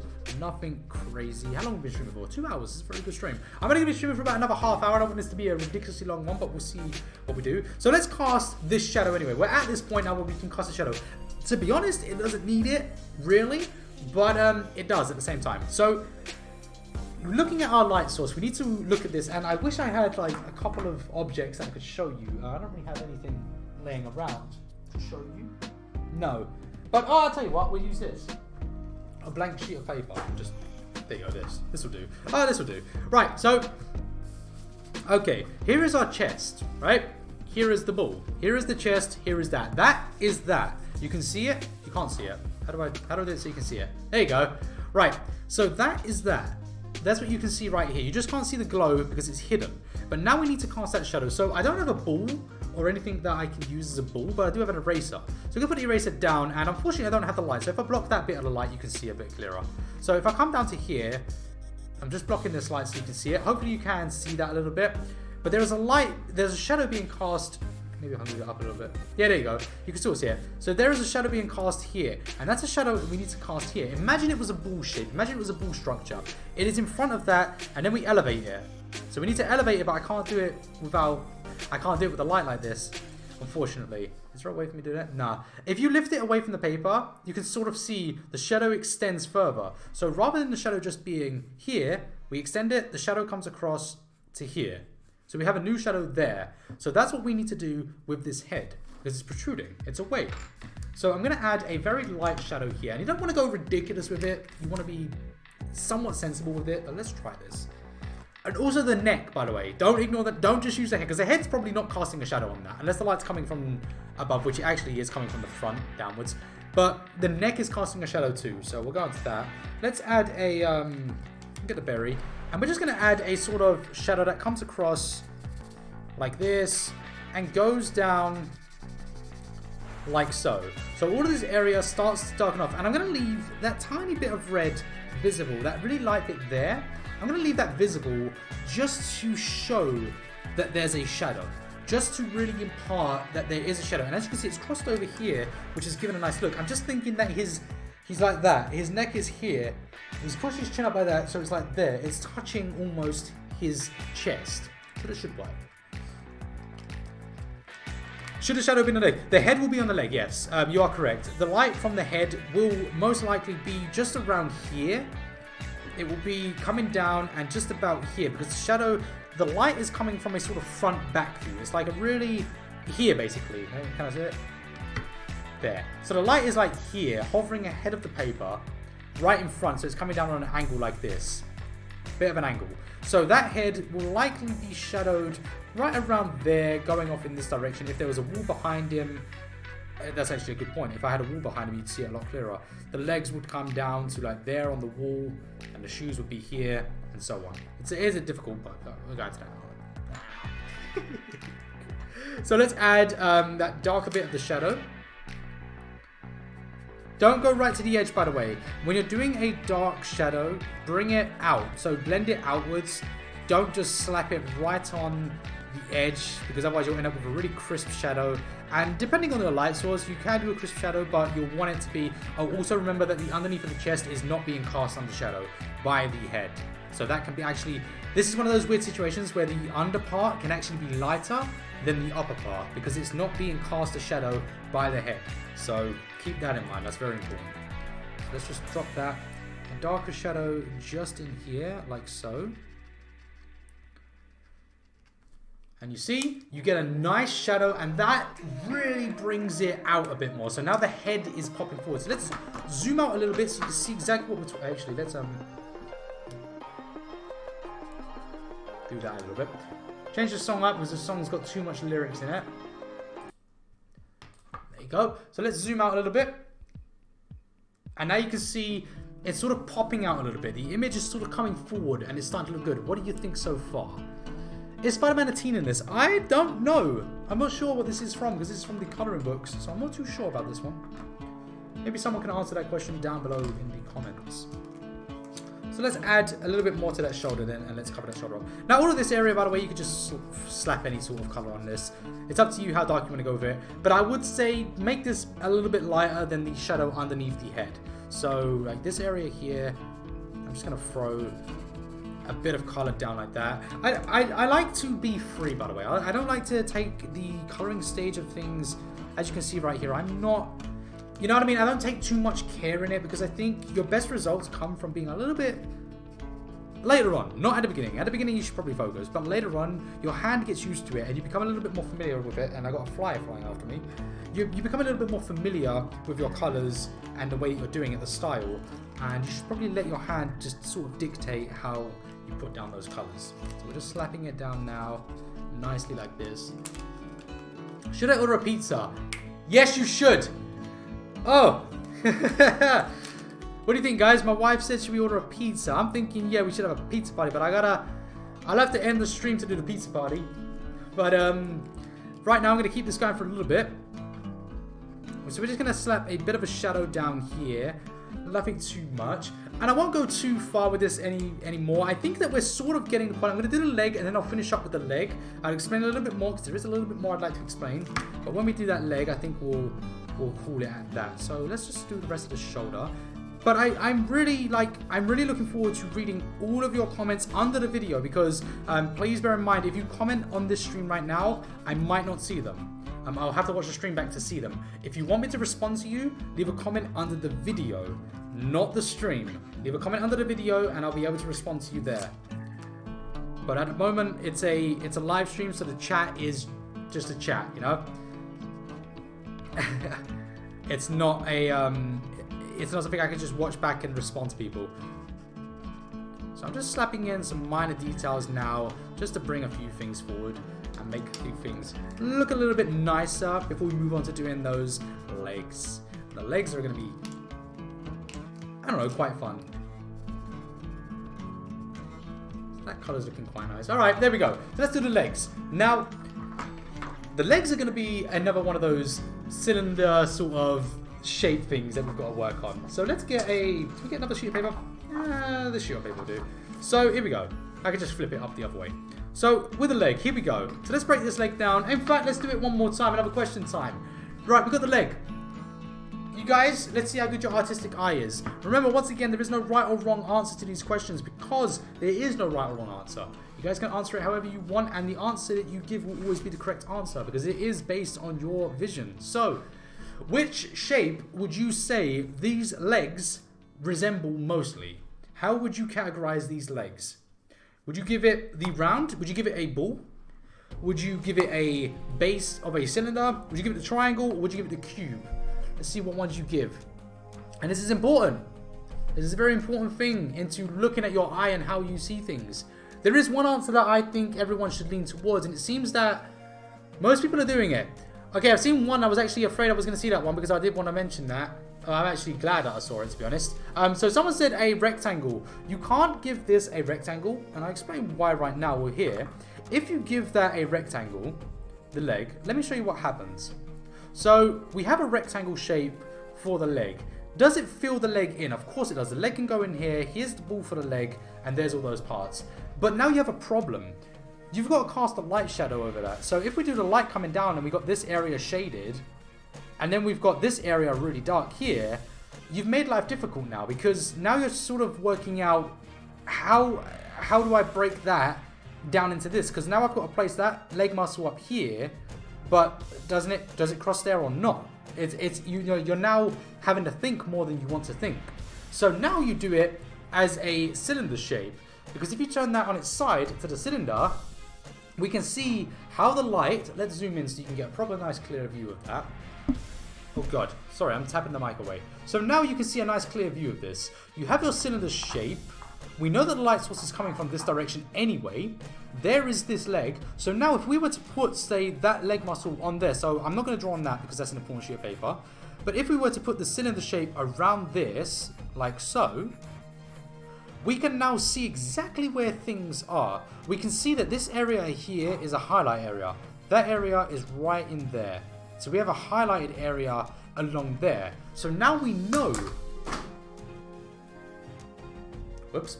So now we know, if we zoom in. I'm never going to learn this zoom in business, am I? Oh. There we go. So now we know there's a highlight along here. So we can cast a shadow for this part of the leg and work this one. So we have the base cylinder is there. Base cylinder goes right way down. Cool. But now we have to start layering on top of this. So, separate sheet of paper so we can actually make this clear. Let's get our leg and let's draw our leg on here in the cylinder shape. So, cylinder shape for the leg. Actually, can I see through this? That would actually help me out a lot. Alright, here we go. So, we've got a cylinder shape here for the leg. Like so. Right in here, we have the knee. So, that goes in there. We have a quad. Well, we have the leg muscles that just go straight up here. And then we have another one that goes across there. And it goes around there. And then we have the teardrop just in there. Now, if you're wondering why it's called a teardrop, by the way. Well, because if you turn it around, it's shaped like a teardrop. So there is your teardrop muscle. So a good thing when you're drawing legs is always remember that muscle. There's your teardrop muscle. It has one muscle that comes off over here, one muscle that comes here that connects onto the kneecap. The knee will be in there, and then you can fill in the rest of the muscles and the hamstrings how you want to. But there's your basis for your leg muscles. They're really easy to do. Just think of them like that. So now what we got to do is this. We have our cylinder shape, right? Let's zoom out a little bit so you can see this. Never going to learn it. Never going to learn it. There's our leg. We have our shadow already cast, so that is a big help to us. Here is the natural shadow of the cylinder, with the end of it being dark. Natural shadow. Then we have two sort of rounded objects on top. They have their own shadow. Teardrop has its own shadow, like a ball. So that goes around just like a ball, like that. But the teardrop also has the cylinder shadow overlapping it. So that gives it a double shadow under here. However, it's already been done for us. Cool. But it's protruding. It's a three-dimensional object. So instead of having a highlight here, like you would on the cylinder, you now have a highlight here, here, and here. So now we have different highlights. And the variation of those bright highlights is dependent on which one is further away, which one is covered by whatever. So this one will be the brightest highlight, assuming it didn't have a shadow being cast by the head and the torso. That's something a little bit more advanced, and we might not go into that just yet, but there you go.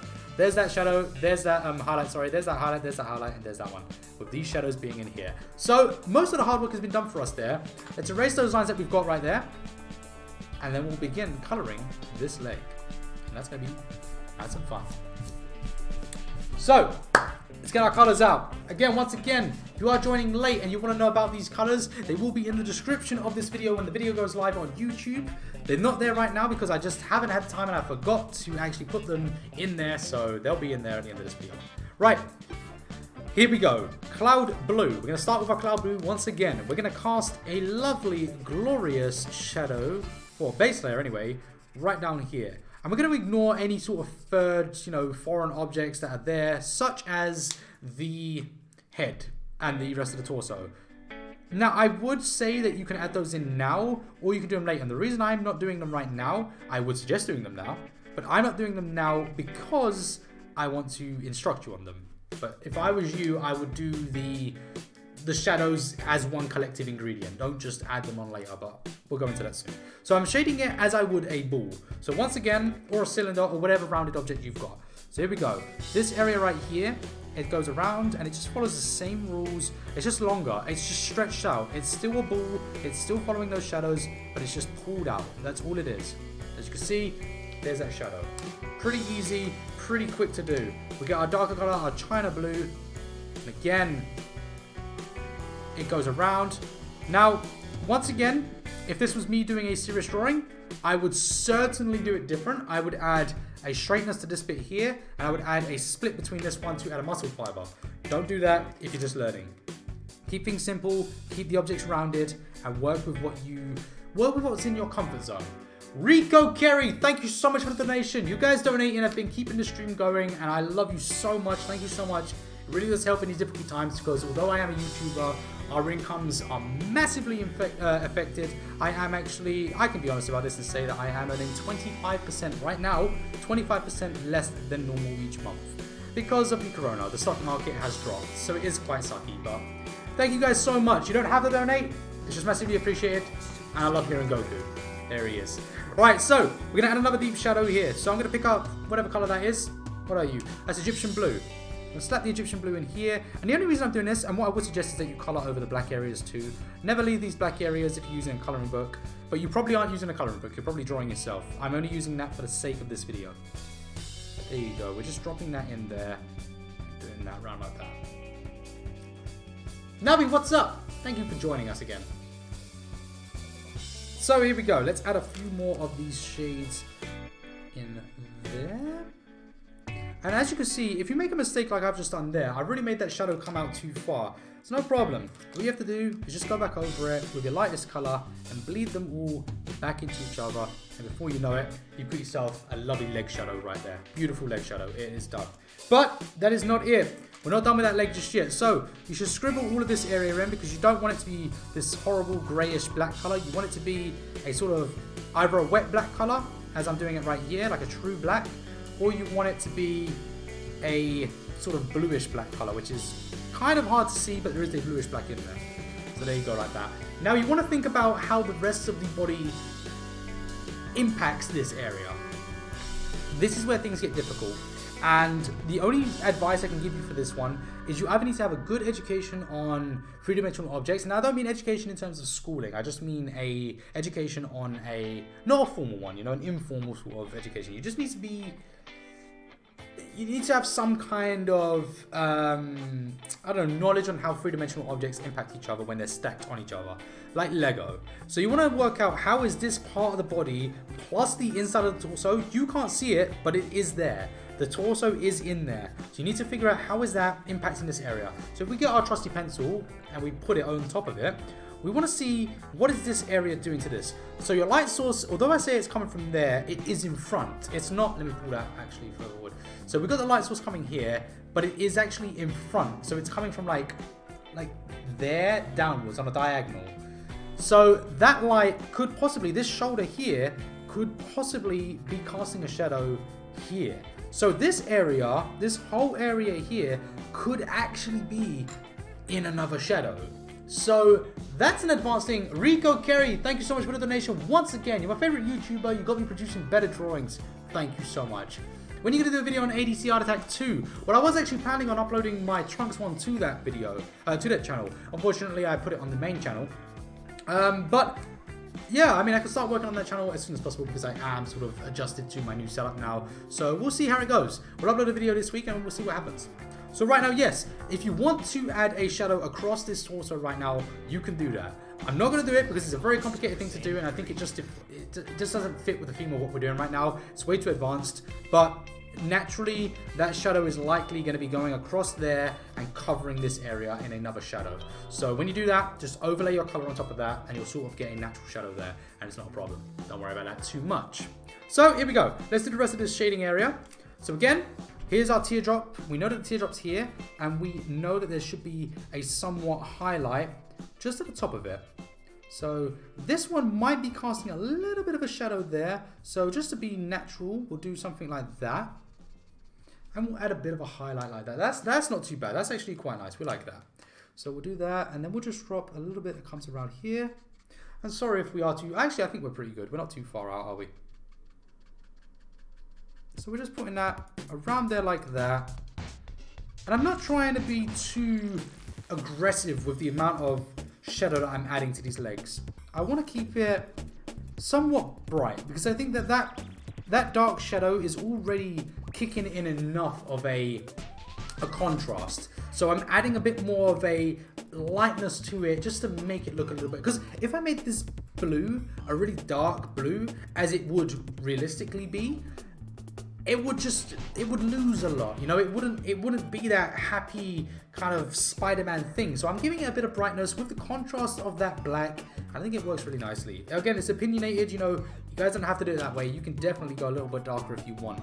And you can match realism a little bit more, but I'm choosing to go this route, and I think it looks pretty nice. I am getting into a habit right now of coloring in my style, by the way, with these legs. I shouldn't be doing this because I want to teach a little bit, so I want to do it as basic as possible. I do apologize for that. I hope it's easy to follow my style, this sort of scratchy style that I'm doing. It does require a little bit more of experience with holding a pen.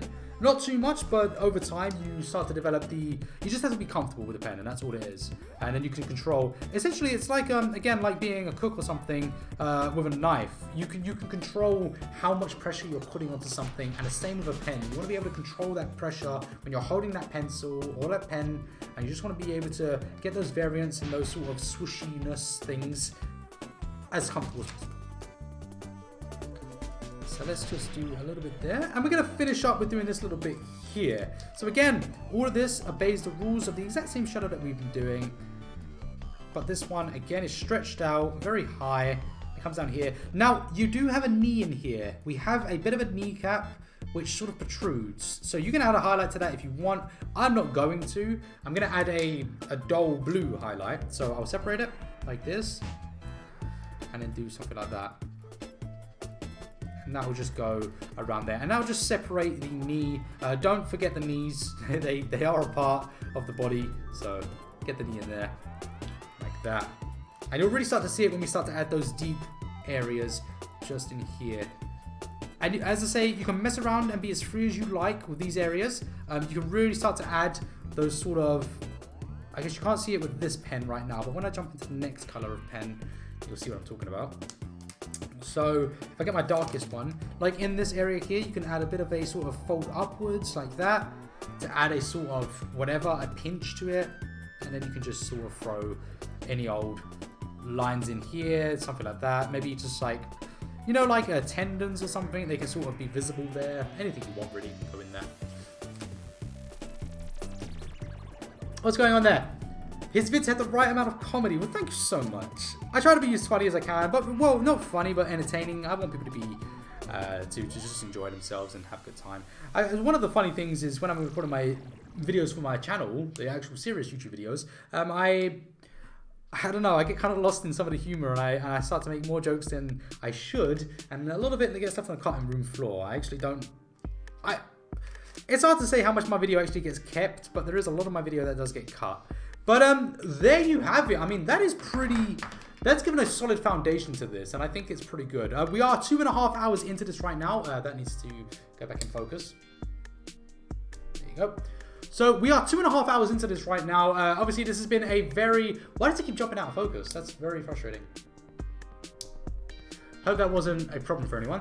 But yes, so 2.5 hours into it, I'm going to ask, what do you guys think about it? Do you like this... Why is it doing that? Right, I'm just going to leave it on autofocus. So, yeah. Oh, no, you can't, because that leaves a... Stop it! There we go. What do you guys think about this? How has it been for a video? Now, what I am going to do right now is stop the video. I do have to stop. I'm getting very hot. As you can see, I'm dripping a little bit. I am very, very heated up here. But I do hope... In fact, I'll tell you what we'll do. We'll check if the... Alright, yes. Dinner is on its way, so I do have to go.